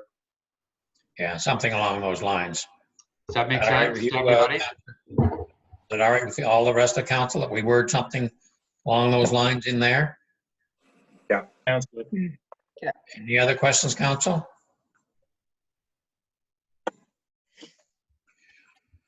All right, then who wants to read that resolution into the record? Councillor Toombs. Be it resolved that Kensington Town Council approve the memorandum of understanding between the town of Kensington and the Kensington United Church official port as presented, and that the mayor and CAO be authorized to execute the agreement on behalf of town council. Do we have a seconder for that motion? Moved by Councillor Toombs, second by Councillor Bernard, that we approve the memorandum of understanding for the Murray Center. All those in favor? Vote. Deputy Mayor Pickering? Aye, yes. Councillor Bernard? Yes. Councillor Spencer? Yes. Councillor Toombs?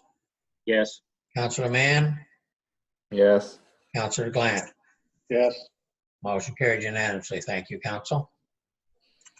The next item is the request for decision on the development permit application for M&S Rentals, Inc.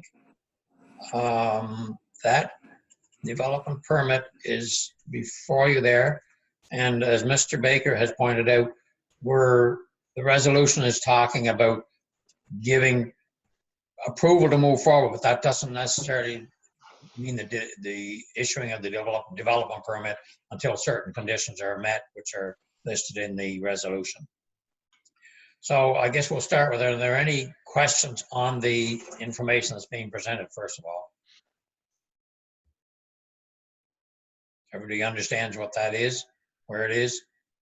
Up the end of the I have a question, just for clarification. R3, how many units can you go up for an R3? Mr. Baker? How many units? Like, yeah, Like, isn't there a section like R1 is single, R3? I thought that would be an easy question. Nope. Duplexes, semi-detached dwellings, row or townhouse dwellings up to 8 units, multi-unit dwellings up to 12 units, parks and playgrounds, accessory buildings, private garages, bed and breakfasts, community care facilities would be all permitted uses in the multi-unit residential zone. So and I say multi-unit dwellings up to 12 units, so we actually have 3 separate multi-unit dwellings going on this property of 6 units each. Right. Okay, cool, thank you. It meets the bylaws and what you're saying. Yes, yeah. Yes, okay. Any other questions, council? So we did have DV8 Consulting do a review on this one as well on our behalf. I have one, Mr. Mayor. Yes, go ahead, Councillor Glant. Regarding green space in like this particular part of town, is there something in our bylaws that says we should have green space or not? There is a requirement within the bylaw. I believe I'd have to go and research the applicable section that a portion of the space be dedicated as green space. I believe the conversation we had with the developer at the time that subdivision was developed is that they would provide a public access over into the to the playground area of the Queen Elizabeth Elementary School. Okay, is that access there someplace? Or? The access is there, yeah. I don't know the exact property ID number, but it is a 20-foot sliver of property. There's a drainage easement next to it as well that goes from the street of Brookins Drive over into the Queen Elizabeth Elementary property. Okay. And I have one other question too regarding drain. When you talk about drainage, regarding drainage there, and this is going to be kind of into I was up and looking there, and you know, there is a drainage problem up there now. What's been done for this particular development?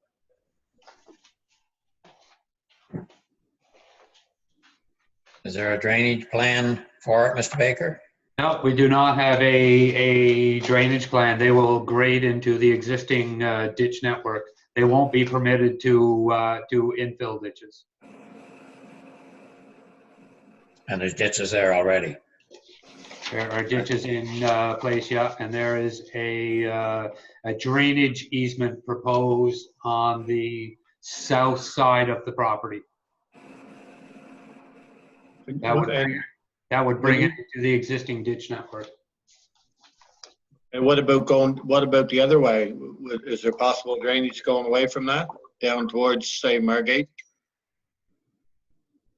It all runs to the field kind of behind that point. It all runs the other direction. It doesn't run towards I can answer that. It doesn't run towards the main highway, we'll say. From there somewhere it runs towards the fields. So he's saying is it doesn't run towards Brookins Drive. It runs Right. and I'm just trying to find the mapping information here. It runs the other direction. It runs back towards the field. Is that what you're saying? Yes, that's where from that point on, it runs the other direction. Yes, not towards the brook and runs away. Yeah, because there is another 7 acres or roughly there that they'll be developing in the future. So it's just as long as there's there is places for the water to get away and not coming back out onto Brookins. Yeah. No, So it cuts across that. if you go to the site plan that was provided there, as with the development permit application, you'll see that the grade lines are included on that drawing.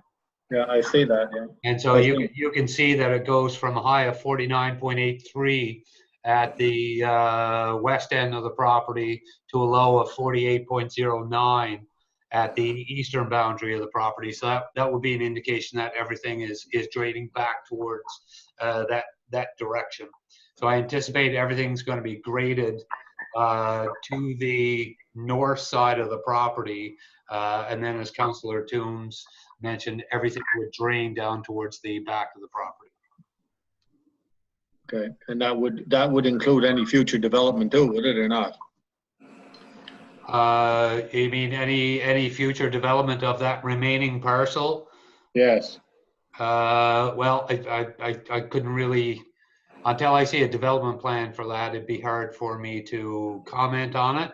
But certainly we would make sure that things are graded in an appropriate way to make sure that it drains away from the road and away from other people's properties. But it's hard for me to say that without seeing a development plan for that property. If the existing grades are any indication, then it would appear that everything's draining back in that direction anyway. Well, that's the end of the property there now, is it not? That is the end of the Brookins Drive development property, yes. Right, okay.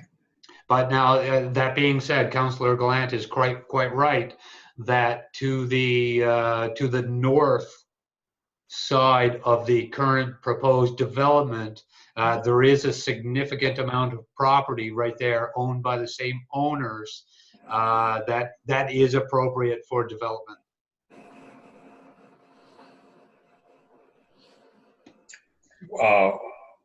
Directly north of unit number 1, you mean? That would be directly north. Just let me bring up my map again. That would be directly north. Do you have them labeled as unit number 1 or? Yeah. Well, I'm on the, if you're on the screen, I'm showing unit number 1. Okay. Yeah, it's kind of hard to tell from that one, but yes, I believe that would be unit number 1. It's in here you're talking about, where they get more land that they haven't developed. It would be in behind there, yeah. But the entrance to that land in behind would have to come through the current Brookins Drive, would it not? Absolutely. There's a right of way right next to the, we'll say where just close to where the cul-de-sac is. There's a right of way that runs up behind the property of all those duplexes. Okay, yeah. I was up there and looked at it, and then that's what I could see, but I wasn't sure on that. Yeah. So, and a portion of these, I believe, I'm not 100% sure, but I believe 8 of these units are affordable housing units. I think you're correct on that, Jeff. Funded affordable housing units, funded by the province affordable housing units.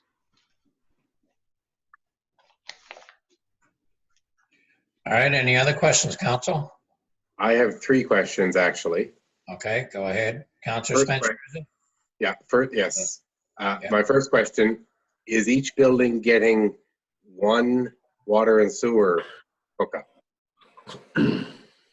Each building will be required to have its own water and sewer hookup. Yes, so we would provide 3 water and 3 sewer to the property line. Oh, I believe we would be responsible, and again, I would have to go back and confirm that, Councillor Spencer, but I believe we would be responsible for providing 1 water and 1 sewer connection into the property. Okay, just one.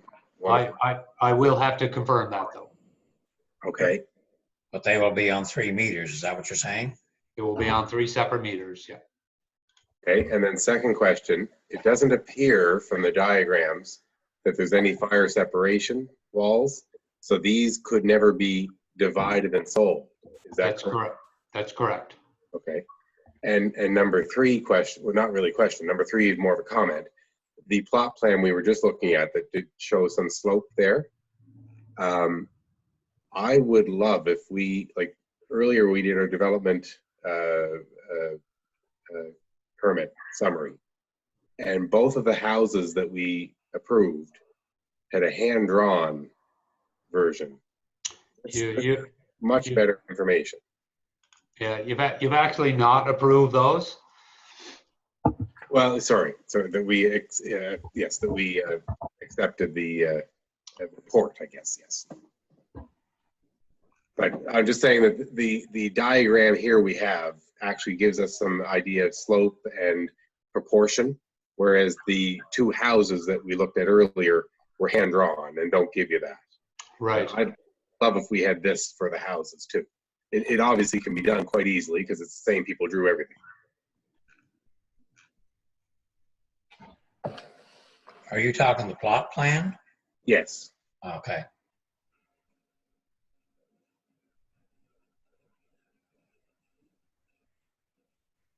That was a comment. Any other questions then? Yeah, just a comment that I thought we should ask for that for everything.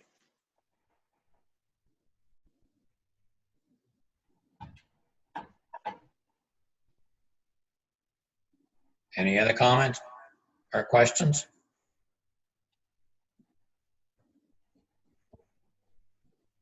Nope. Are we ready to move forward to the resolution? Deputy Mayor Pickering. Okay, Councilor Toombs, you got your hand up. Go ahead. Be it resolved that Kensington Town Council approve a development permit application for M&S Rentals, Inc. Incorporated to facilitate the construction of an 18-unit housing complex on PID number 77271, subject to confirmation from the Provincial Fire Marshal's Office of the number of residential units permitted at the end of a dead-end street, confirmation from the Provincial Public Health Office that construction can proceed, and subject to the issuance of a building permit for Prince Edward Island unless it is determined that a provincially issued building permit is not required. Keep going. Be it Yep. further resolved that Kensington Town Council waive the frontage requirements for the development according to section 4.11 of the Town's Development Control Bylaw, as in Town Council's opinion, adequate and safe access is provided, and the lot width at the building line measures as reduced as much as the minimum lot frontage for the applicable zone. Thank you, Councilor Toombs. Do we have a seconder for that motion? Second, Glenn. Seconded by Councilor Glant, was it? Yes. Any further discussion or questions? All those in favor, let's vote individually. Deputy Mayor Pickering, Yes. Councilor Bernard, Yes. Councilor Spencer, Yes. Councilor Toombs, Yes. Councilor Mann, Yes. Councilor Glant. Yes. Motion carried unanimously. Thank you, council. All right, next item on the agenda is the one that that went out today. Or no, yes, we're supposed to, went out today, or went out Saturday. That one is a request for pole banners and supply. This initially started from the Heart of PEI. Further, are there any questions on what is actually being, I'm declaring. unmute you, okay? Yep. Then you can't pay attention to what the rest of us say. All right, Councilor, Deputy Mayor Pickering is not attending this part of the meeting. She is shown as stepping out of the meeting. Councilor, are there any questions on the information that's before you? We'll start that way. Is this something new, or was this something we had budgeted for? It's something that it's not necessarily right in the initial budget, no. It was something that was talked about, we've talked about different times in the past, and it was brought forward by the Heart of PEI for discussion, and they made a request of the town to consider it. Yeah, there is no budget within our 2021 capital budget for this project. So we'll have to look at the reprofiling or the development of new funds to enable the completion of the project. Yeah, I wonder if, at this point in time, if it's something we should go forward with. And you take a walk down through the train station area now, as Councillor Spencer had mentioned earlier regarding some tidying up there to make it look a little more respectful. and as well as some of the current signs that were there before with the history of Kensington on it down throughout the trail, or busted and down. And should we not be perhaps repairing some of that stuff and looking into some of the tidiness of the current rail yards now before going ahead with something like this? I'm not sure, except the whole boardwalk and everything is there's a whole big development still left to be done on that.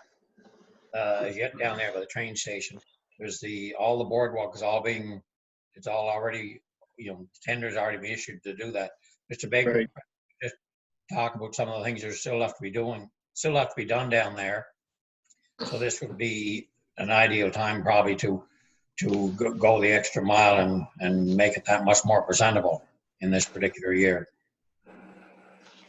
What's left to do? I know there's the boardwalk, and there's interior work at the train station, and then there's probably some work to be done around the outside of the train station as well, is there not, Mr. Baker? The greater majority of the internal work at the train station has been done. Obviously, the roof has been repaired.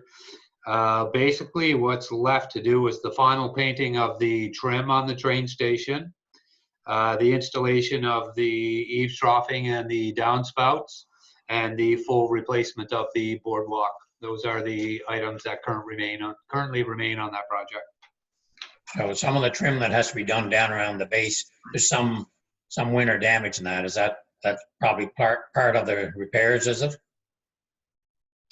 I'm not aware of any winter damage, but yeah, based on the original scope of work, it's again the final painting of the trim, the eaves troughing and the downspouts, and the replacement of the boardwalk.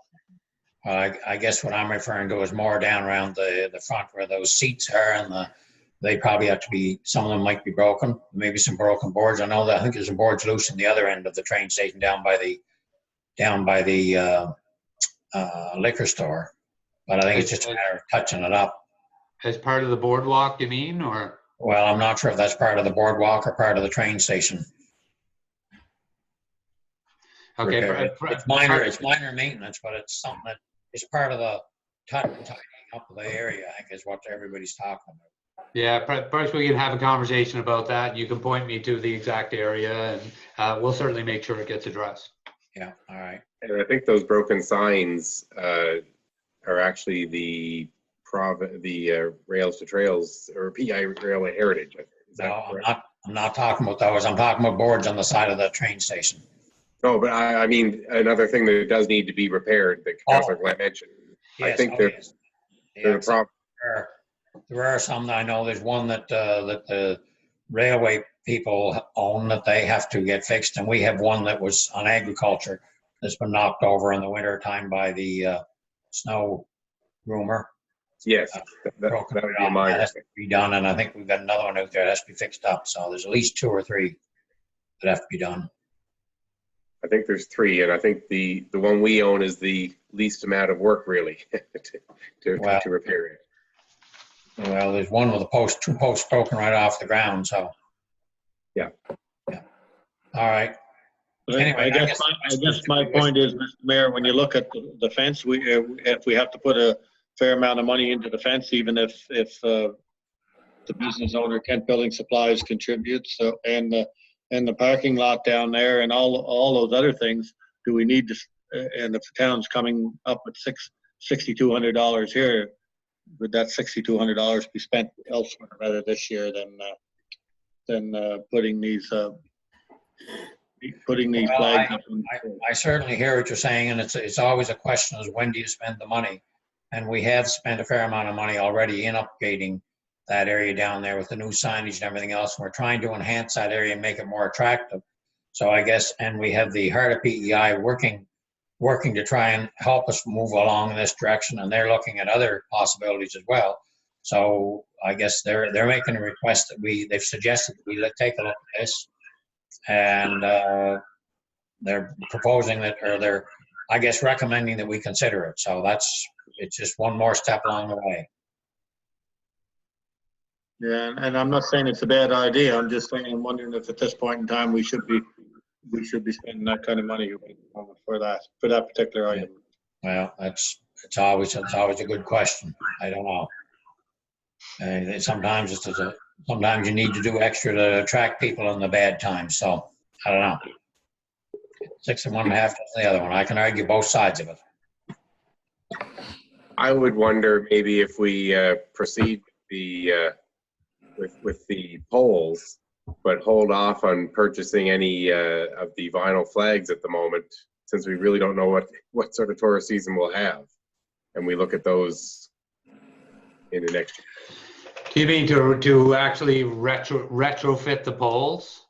And have them ready for signage, but hold off on purchasing it until we know if we're actually going to have a tourist season. Yeah, I understand where you're coming from. To me, if we're gonna spend $3,200 plus HST, we might as well spend the $5,300 at this point. As a larger discussion as to whether we should be doing this or whether we should be moving in a different direction and say doing the repairs to the fence or whatever else we need to do down there. I guess that's a larger discussion for council to have. But again, as far as that's concerned, I would suggest that if we're prepared to spend $3,200, I don't know. Well, the HST we get back, do we? The HST is fully recoverable. So you're talking about $5,400 then? Yeah. Net cost, and is that what you're saying? It would be, yeah, the 53, 67, 78. Yeah. Okay. All right. Councilor Bernard. Yeah, can I ask a question? Just out of curiosity, Hummingbird Creative, like when we get this proposal, if we are considering doing something like this, should that be something that goes out to tender? Should we get a couple of different bids? Like, why is there just one company that we're looking at? Well, I think Mr. Baker addressed a lot of that in his commentary. One of the things, the price for the getting the poles done, that's subcontracted to Malpec Fine Iron, so that's not really, she doesn't get that. The only amount of money that she's getting for supply and design is $450, and the other is supplied by other suppliers. So is Malpec Fine Iron Hummingbird Creative, that's the same company? No, Malpec Fine Iron, totally different company. So These other companies, she's done the work to get these quotes. Okay. And she, I don't think she's making a bunch of money because she's on the committee as well to deal with the Heart of PEI. Well, that's why she's right in the middle of it. She knows all about it, and she's done a whole lot of work for the town as well. So, right. I just didn't know if there was another printing company going to step forward in Kensington and say, how come we weren't approached, or how come we weren't given a chance to bid on the project. That's the only reason I was checking. Yeah, we're talking about $450.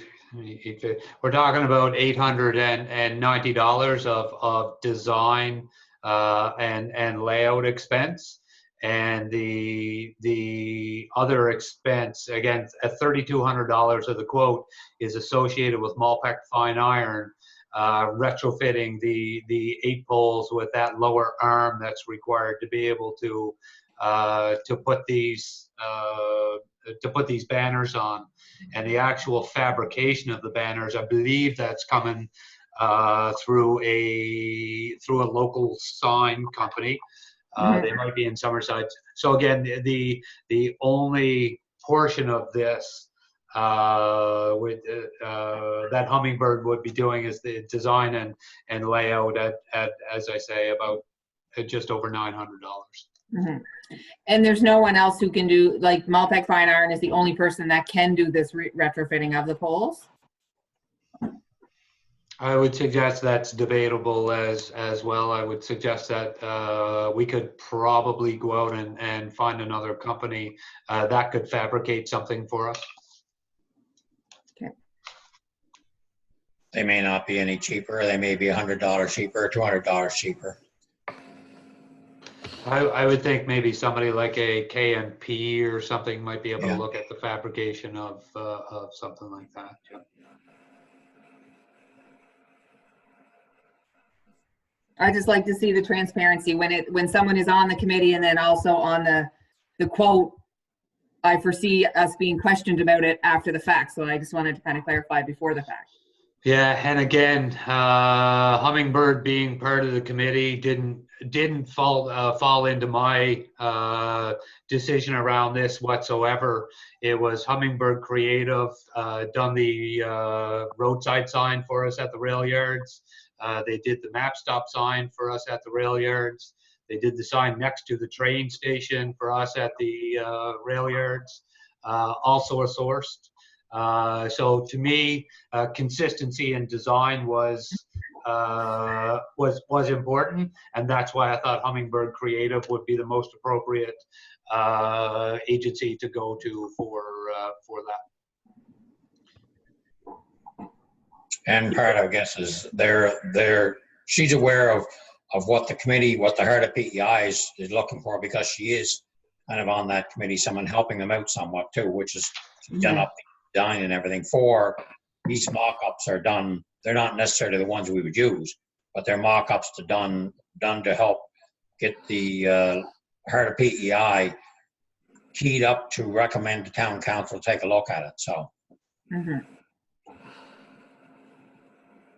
Anyway. Again, the larger question as to whether or not this is something we should be proceeding with this year. That's, I guess, for council to determine where that falls on their priority list. So the question, council, is do we wish to move forward on that this year or not? What's the thoughts? Mr. Mayor, I think I don't think we should move forward with this particular one at this time. There is too many other places we can spend $6,100. So that's just my opinion. How does the council feel? Do we need to have a motion to find out whether council's for it or not, or what? Well, I brought forward our finances, so I'm just wondering what's got to give this year. I'm concerned about our finances too, and wondering maybe there'll be things pop up because of what we've been through with Dorian and the pandemic that we may need that $6,000 for something a little more pertinent or emergency related. Okay, I'll just do a straw ballot vote here, not on the motion. But how many are in favor of us looking for moving forward on this?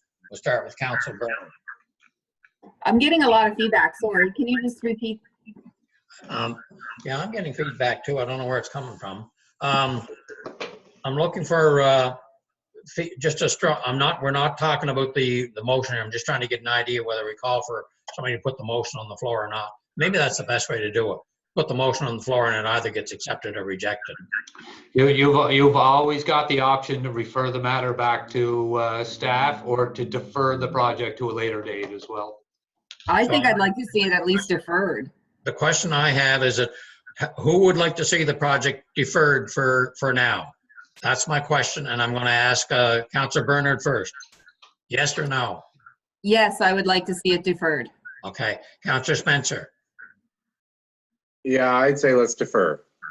Councillor Toombs. Yes, deferred. Councillor Mann. Yes, defer to maybe get another quote.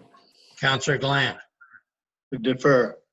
All right, this one we'll defer. We'll defer that project for this year. Is that what you're saying, or at least at this time? Agreed? Yes. Agreed. Agree. Anybody disagree with that comment? All right, I'm going to unmute Councillor or Deputy Mayor Pickering. Okay, welcome back, Deputy Mayor. That was a long meeting. Yes. Now we are into other matters. We'll start with Deputy Mayor Pickering. Do you have anything to? It's more of a comment, and just what's the protocol with this time of year and the street sweeper? Is it their responsibility to sweep up stuff that people shove out of their yards into the streets, or is it really something that they're supposed to just sweep the streets and not everything that comes out of people's yards? You must have read my mind. I have the same thing on my list. I just see that it is looking messy, but then I think, oh, it's coming out of people's yards. It's not actually off the street. So what are they equipped to actually pick up? Twigs or just pebbles? Or is it something that, are we going to get our hands slapped because people are pushing it out of their yards into the streets? Or Well, I'm people- just asking. I don't really know the answer. Well, people shouldn't be putting anything onto the street that's the same, no different than snow or garbage or anything else you're not supposed to put down to the street. But that's another matter. The town or the provinces, Mr. Baker, I think they're already starting to do streets now, sweeping streets now. Are you? They were in town today, yep. It was the first time I noticed them was today. They were on McLean Avenue today sweeping. Okay. So They they were are on in, Linwood side as well.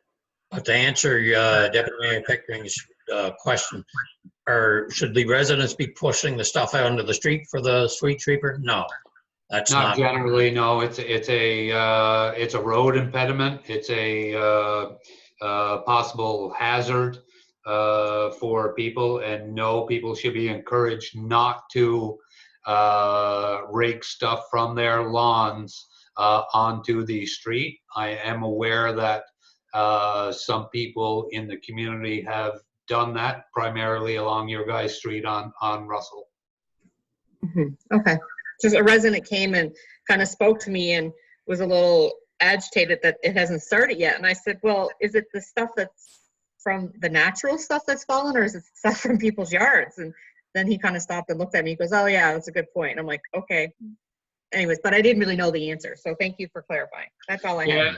Yeah, there's a mix. There certainly is a lot of granular material left on the streets from the snow and ice control throughout the winter. And I mean, that's just something that comes along with living in a cold climate. We need traction on our streets throughout the winter, and sand and gravel and salt is how we get that. So to think that it's going to magically disappear, it's not going to magically disappear. So I mean, ultimately, the province will come along and sweep up as best they can. Certainly, any residents can be encouraged to clean up around their properties and clean up on some of the streets adjacent to their property as well, to help the province in that regard. Okay. Thank you. Okay. Councillor Bernard, any other matters?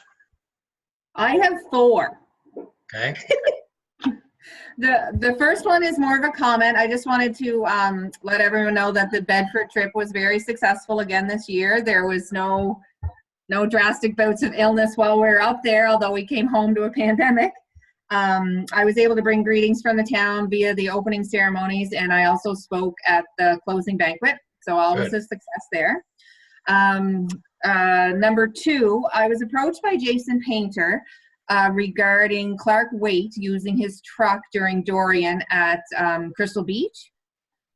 And how it was brought to me was that he used his truck at Crystal Beach. His truck was ruined because of it being used, and it cost him over $10,000 out of his own pocket to have the truck replaced.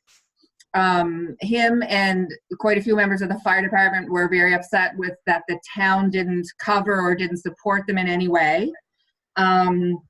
He also sent me some correspondence from the insurance company saying that like it did have to go through his own insurance as well. And I just said I could bring it to council, but is the fire department not covered for something like that? Like if someone were to they obviously have to take their own vehicle from their house to the fire department. So number 1, are they covered if by chance they got in an accident on the way there? And then number 2, there was no other way for them to get into Crystal Beach besides his truck, was my understanding. So wouldn't that be covered somewhere under the fire department's insurance policy? Mr. Baker, do you want to address that? I mean, that's it's a little bit of a legal question. That being said, we did have an adjuster come in, and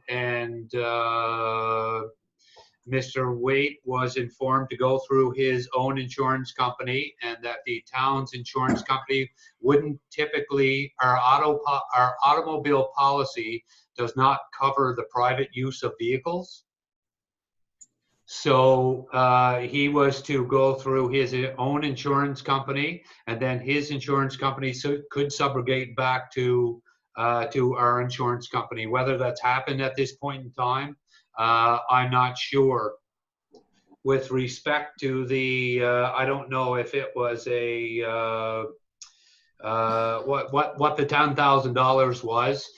Certainly nobody's had that communication with me whatsoever. Okay, I was under the understanding that they did, and I did get a correspondence, which I can forward to you. I actually kind of forgot about this till earlier today, showing that the town wasn't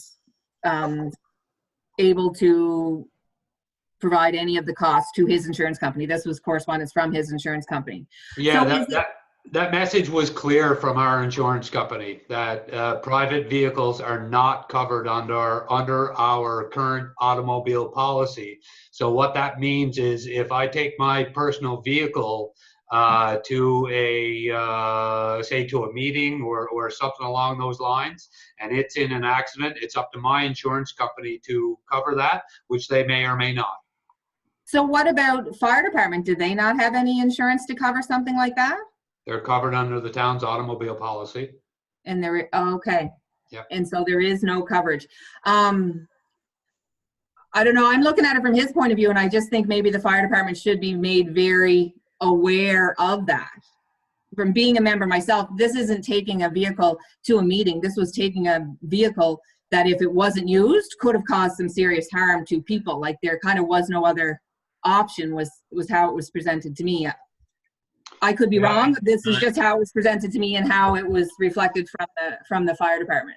Kind of sounds like there's different information being presented to you, because Mr. Baker, you're not aware of any $10,000 cost, are you? I don't have any recollection of anybody informing me that there was a $10,000 cost. We did talk about the potential of the town stepping up and covering the cost of the deductible for Mr. Waite. And I don't know if that's represented by this. I had no idea what this $10,000 is for. I think it was the difference in replacing his truck and he couldn't, like, the replacement value of the truck that was lost as opposed to getting a new truck to replace that one. I don't think he upgraded, but that was the difference in what it cost him. Yeah, again, I would have to see the paperwork and so is it something worthwhile? Like, he's still quite upset. That's why Jason brought it to me, because Clark's still upset and obviously going through some personal issues, losing his son, that he's not in any position to sit down and have a meeting about it. What should I do as a counselor? Should I ask Jason to have a meeting? Should I try and gather some more information and bring it to you? Or is it just dead in the water? There's nothing we can do. My suggestion is any conversation like that, going through a third party is not the right way to go. If he's got a conversation, should sit down and have a conversation with Mr. Baker on it when he's ready to have that conversation.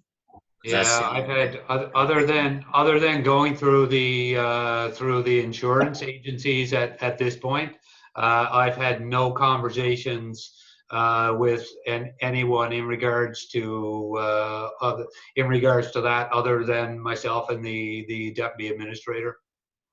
Okay, all right. I'll get back to them with that and see if he wants to go forward. Yeah, by all means, if he'd like to come in and sit down and have a discussion and to see if we have any avenues to alleviate any of his concerns, or if there's a request to come forward to council for consideration to reimburse any of his expenses, then I would suggest we're quite open to discussing any of those possibilities. Oh, okay. He's got to have those conversations. We can't be dealing with something like this through third and fourth parties. So it's got to be. That I understand, but I think there was a bit of that's where miscommunication with him. That's where you get miscommunication, because he said, she said. First thing you know, the story's way out of whack. You don't really know what the true facts are. So it's better. Yeah, and that being said, both insurance companies did have conversations, and both insurance companies came to the conclusion that it was Mr. Waite's policy that would have to step up and cover that damage. Yeah. Yeah.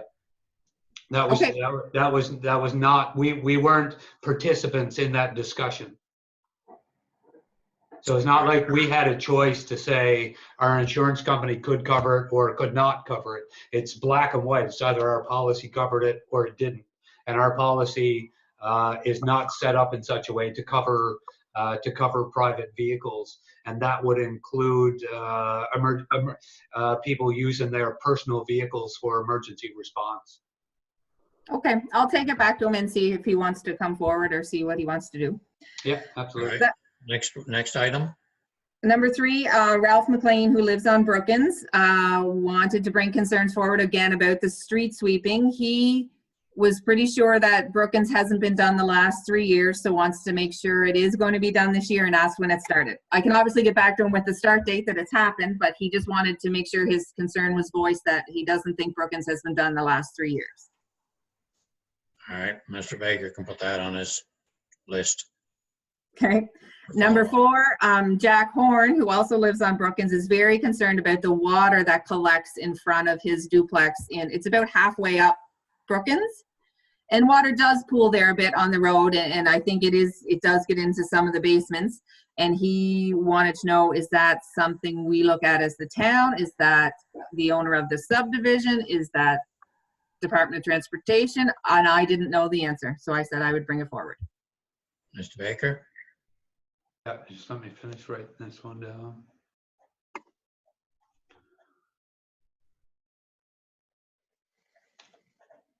That's one where we probably have some responsibility to have to go and do some work ourselves too. It might be shared between ourselves and the province. But it's a little bit of a mixed bag, yeah, where some of the ditches were given approval under certain conditions to infill ditches, and other properties infill ditches without any approval whatsoever. And as such, we get water that is not able to get into the installed catch basins or into the ditch network, and as such, it stays on the road. So I would agree with the mayor that it's likely a little bit of a mixed bag of responsibility here between the town and the province of Prince Edward Island. And possibly the developer as well? Well, we could potentially go back and see who the developers of each unique lot was, and yeah, approach it from that perspective. Well, and that's been going on too long, so we should try and get something like that done with that this year if we can at all. Is that it, Councillor Bernard? Yes, but yeah, especially this year with a whole new $1.9 million project starting at the end of it. I'm pretty sure it's going to be brought up again. So if I could tell him we'll look at it this year, that would be great. All right. Councillor Spencer? I've got nothing. Councillor Toombs? That never happens. Councillor Toombs? I don't have too much. I just have one thing. A couple of residents were still trying to clean up from Dorian, and they were just wondering, is there going to be any way that they can take some brush down to the town shop? And I said, province probably closed it, but I would bring it to council and see if there's any news on that. I would say no. That would be my thoughts. We opened it for emergency for that period of time. If we started to open it up again now, I mean, is it Dorian or is it something else? I mean, we've already. They were telling me it was Dorian. They cut I down. know. Everybody says trees. Everybody says it's Dorian. I got problems. They just with to Dorian. brush them. And there's a Anyway, few of them. My few of them that recommendation are to council would be to leave it closed. Council, do you have any other requests? We don't want to put ourselves at risk again like we did before. And if we fill that up with too much, we'll have nothing down the road if we ever have another one. So. If I can make a comment, just given this, during this pandemic, the regular ones that are normally opened are closed. So if we went and opened ours, it would kind of go against everything that Waste Watch is doing right now against the pandemic. So I say leave it closed. I don't think it was necessarily right now. They were just wondering, there's like down in Pleasant Street, the trees that were cut down, there's a fellow down there that still has stumps in the ground, and he couldn't get them dug up last year. So there was a few like that. But it wasn't necessarily at this moment. But That's all right. I said I'd bring it to council. What's your wish, council? Mr. Mayor? Yes, Councillor Glant?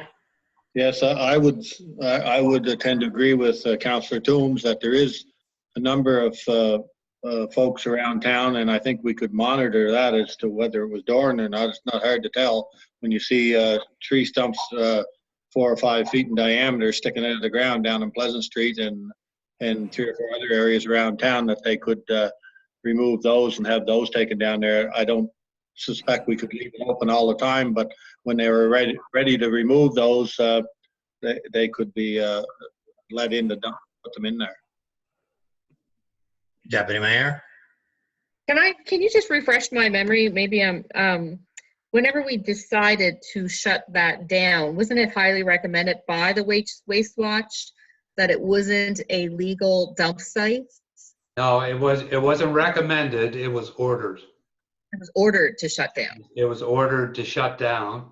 And I guess during Dorian, I believe it was Councillor Toombs, I could be wrong on that, reached out to the Deputy Minister of Environment at the time and was informed that we were okay to open the gates to let some of the Hurricane Dorian damage be brought in.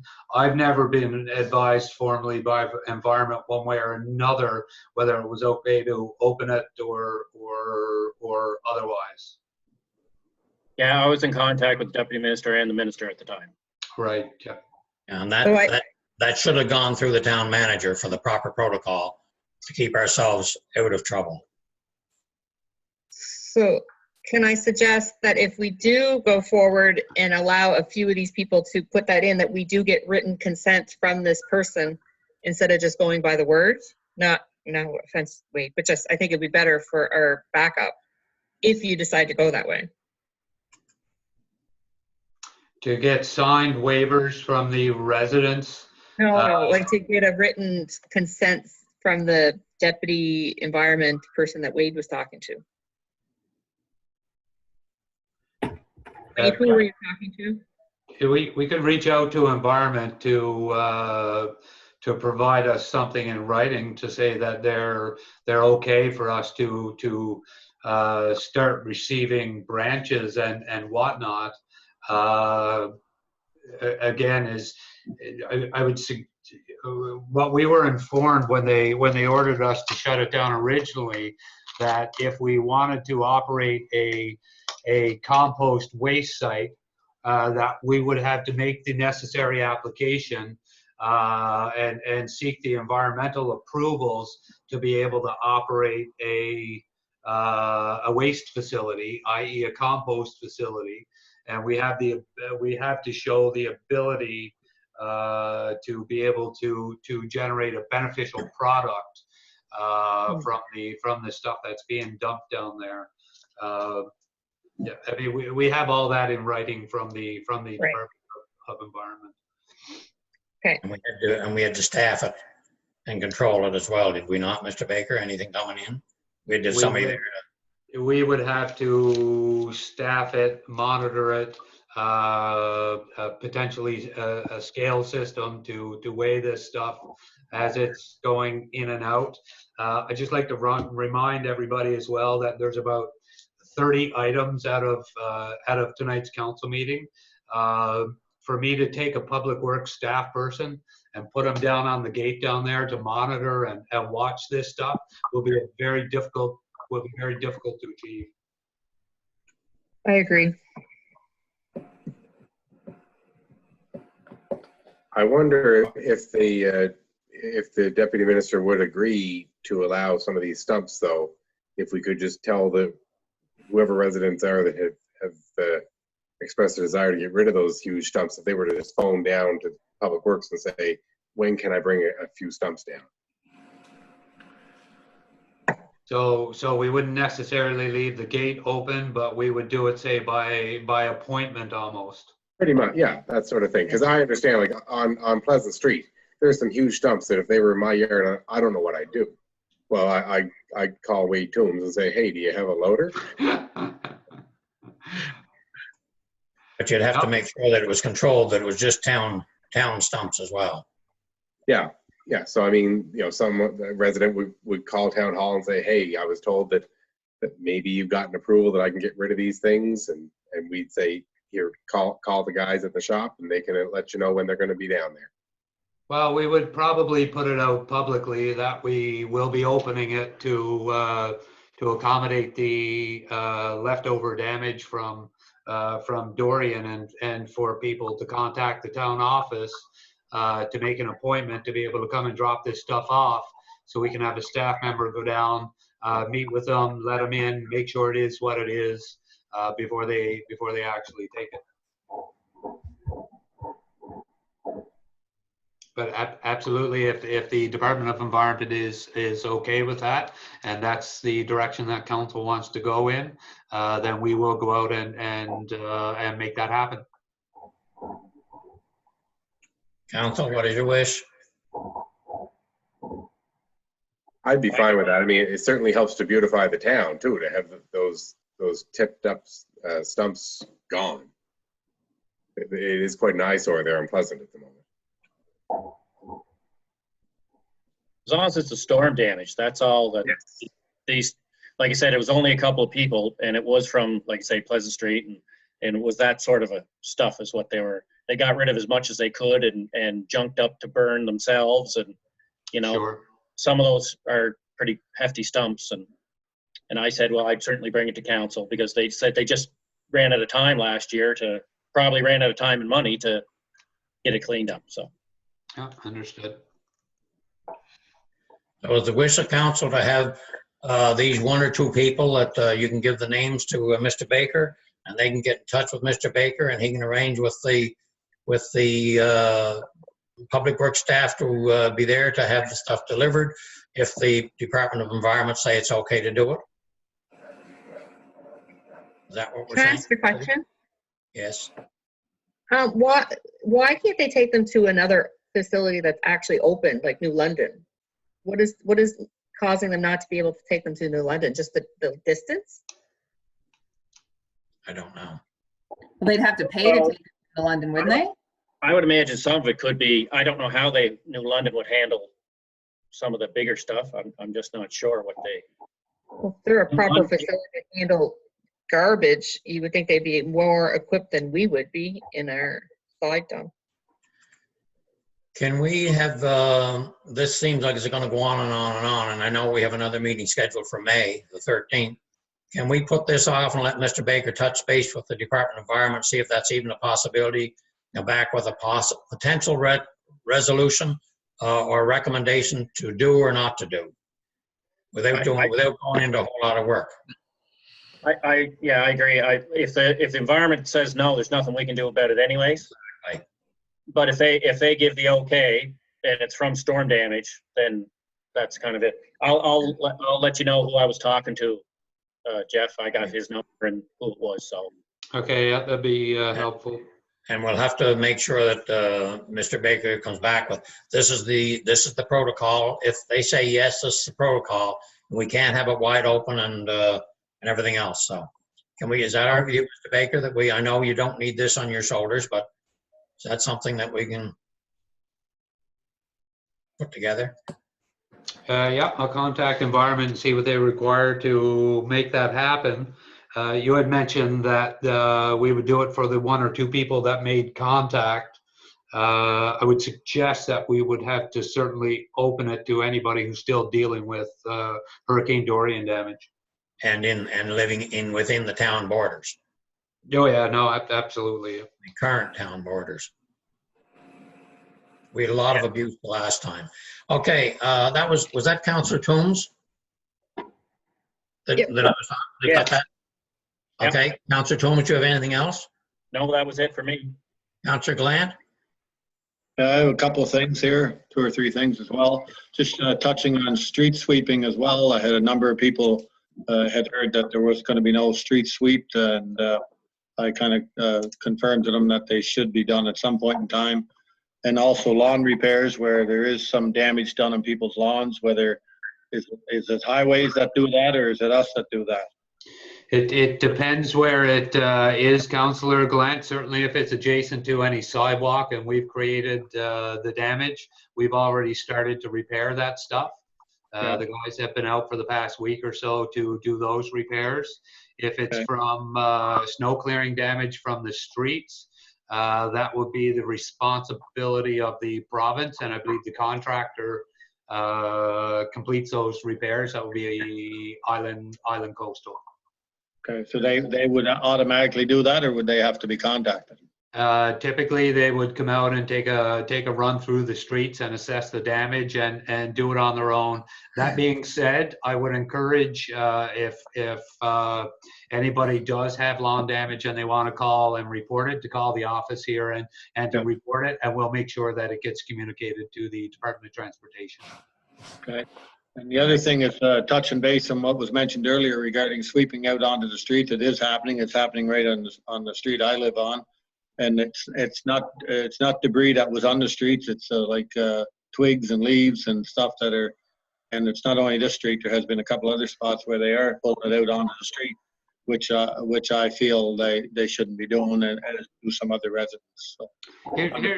Here's what I'll propose on that. I'll suggest that maybe I'll have a conversation with the chief in the morning to determine whether or not there's anything under the Highway Traffic Act that would allow us to enforce any legislation.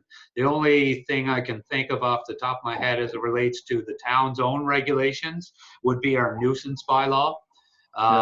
And I would have to review our nuisance bylaw and see if there's any provision there for us to do any enforcement. Ideally, it would fall under a piece of provincial legislation, and we could send the police department to enforce that. Yeah, to me, it's just like pushing snow out onto the street, really. I mean, if a motorcycle was down the street, or even a child on a bicycle, and they hit that stuff, I mean, it could cause problems. Agree. It creates a traffic impediment for sure. Yeah. And also, my next item is on the corner of Woodley Drive and Russell Street. There's apartment buildings there, as you know, where it used to be the former veterinary clinic, and a number of garbage containers there, waste watch containers that are sitting right out by the road on the corner of the parking lot. And more often than not, they get filled up before they're picked up, and sometimes the cover's left open and garbage coming out and blowing around, not only that area, but down the street and through the town. And at one point in time, the owners, or I don't know if it was the previous owner or this owner, but they did have some fencing around those garbage cans, which also created a problem, because then people were just sometimes the garbage cans get full and they were just dumping the garbage inside the fence. So I was wondering if we couldn't contact that property owner and see if there's any way that they could put those garbage containers in closer to the building instead of right out on the street corner.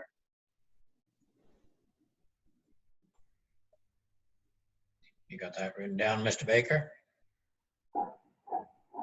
I have, I have that on my list from beforehand. Councillor Glant and I had a conversation about that.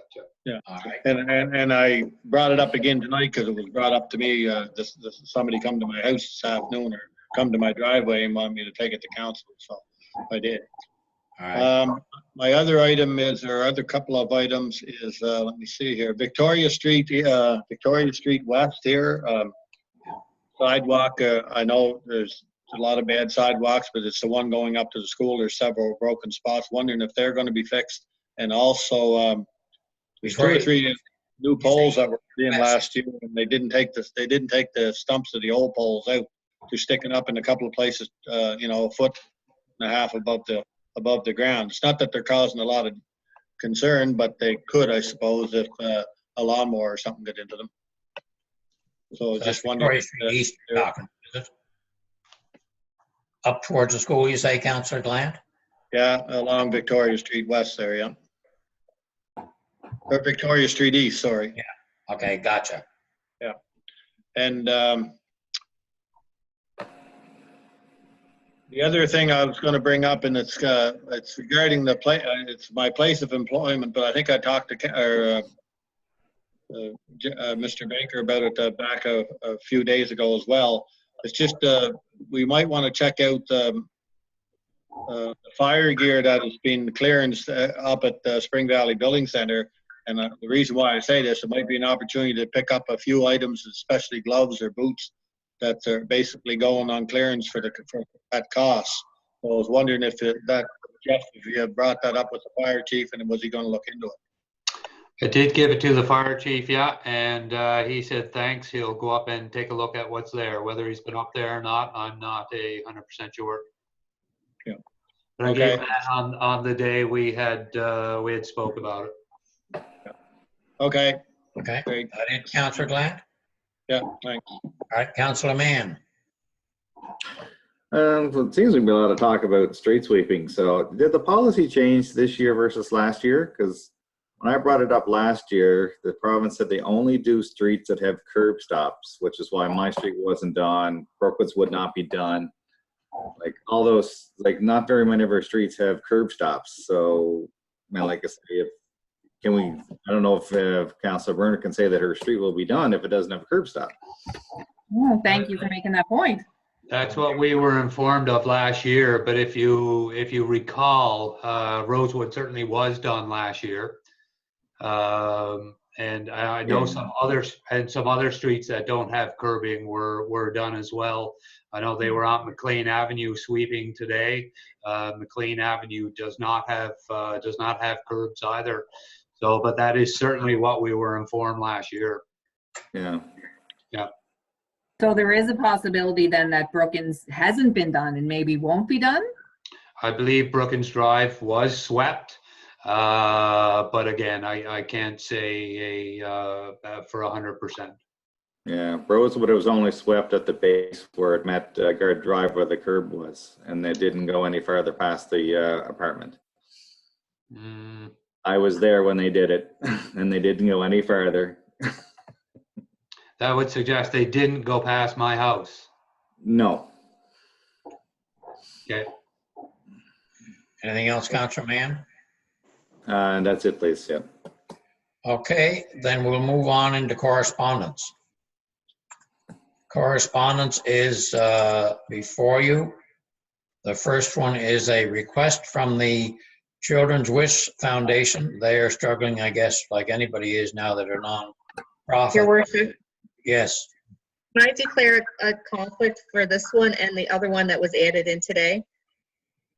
On the My Children's nephew- Wish? My nephew is the recipient in Kensington, so I'd like to Okay. declare. All right, I'll put you on mute. All right, the Children's Wish Foundation is one of the ones that are looking for a donation, and one of the ones that is, the wishes to be granted is living right here in Kensington. I guess we now know who that wish is for.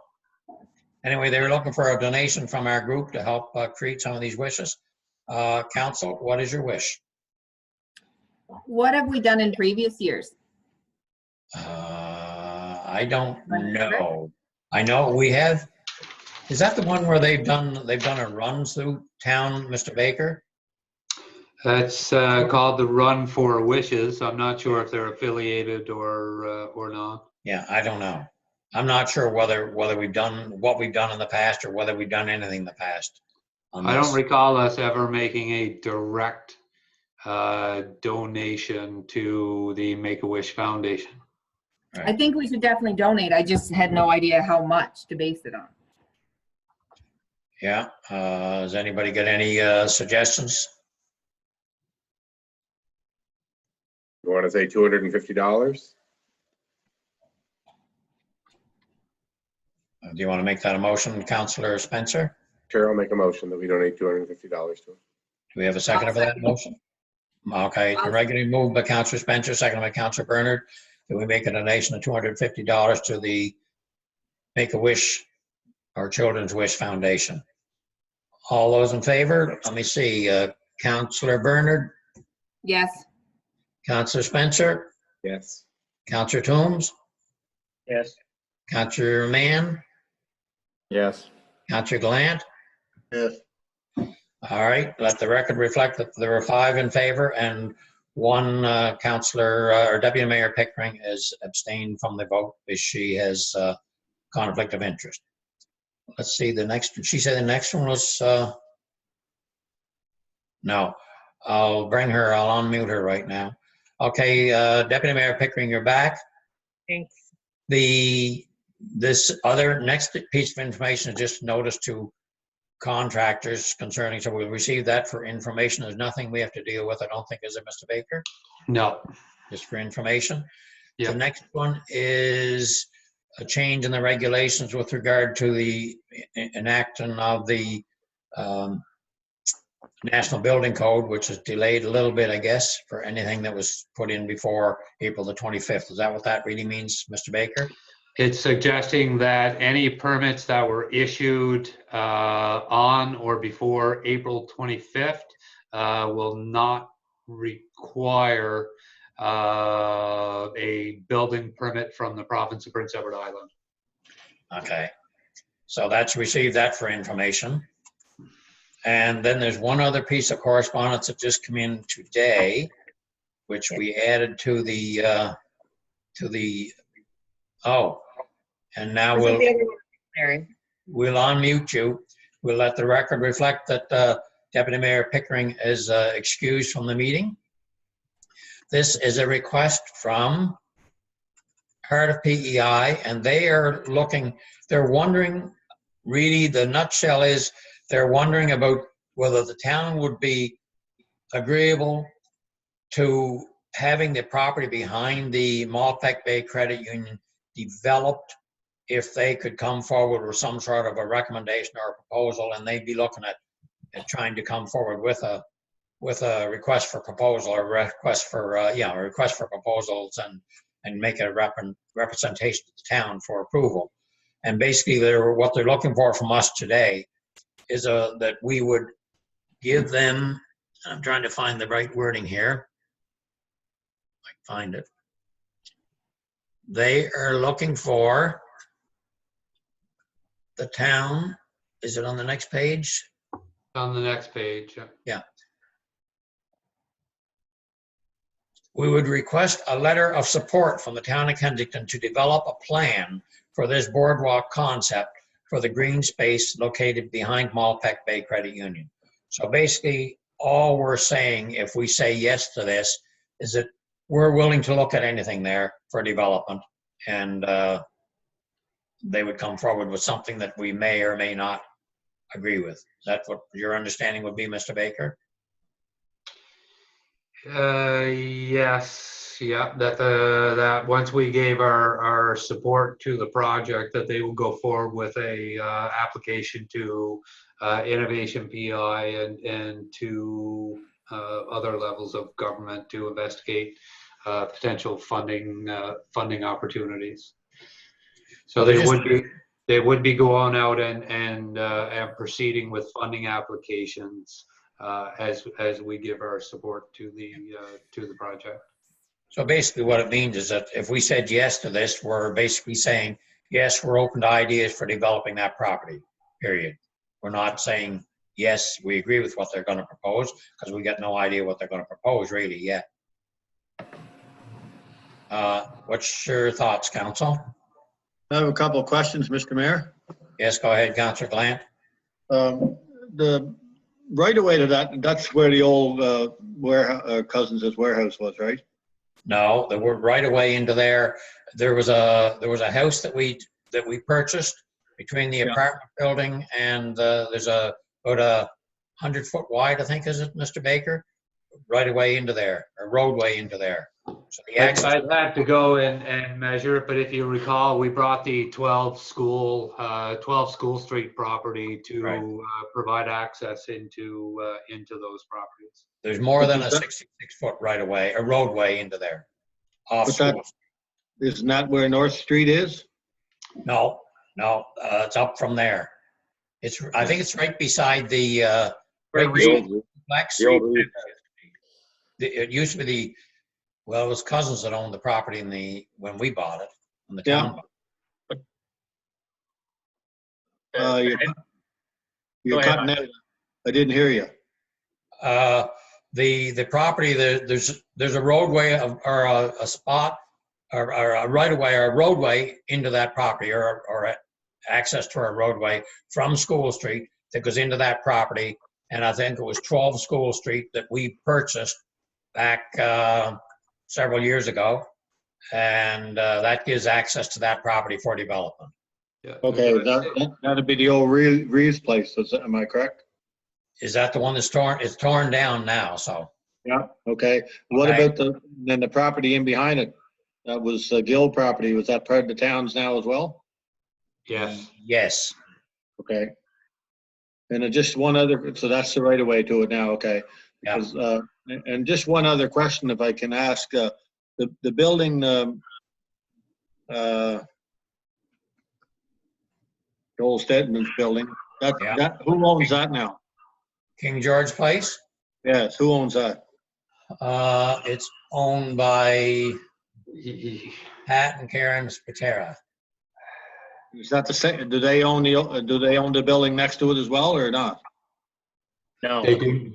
No. They don't own the building next to it. They own the King George Place and the parking area in behind. Okay, and would that parking area butts on up to that town land, does it, or not? Butts up to the north. North Street. Okay. All right, just wanted to confirm that, that's all. Yeah. Okay. So council, what's your wish on this request for a letter of support? I'm fine with that, and then we can evaluate what their proposal is. Yeah. Is that a motion? Sure. Yeah, I'll make a motion that we provide a letter of support. All right. Councillor Spencer's made a motion that we provide a letter of support from the town, open to any kind of developments that they may offer. Do we have a seconder? I'll second. It's been regularly moved by Councillor Spencer, seconded by Councillor Bernard, that we give the letter of support. Is there any discussion? So it's only a letter of support at this time, right? It's not a. Yep. It's a letter of support that we would be open, basically, we're open to development opportunities. We have no idea what they're gonna come back and propose. we're gonna listen to what they have to say. Type idea, is that it? Yeah, well, they're going to, obviously what they're gonna do is they're going to try to get money to go and get somebody to come to put together an evaluation and maybe make some sort of a proposal offer that I'm not sure what they're gonna do. We have to wait and see.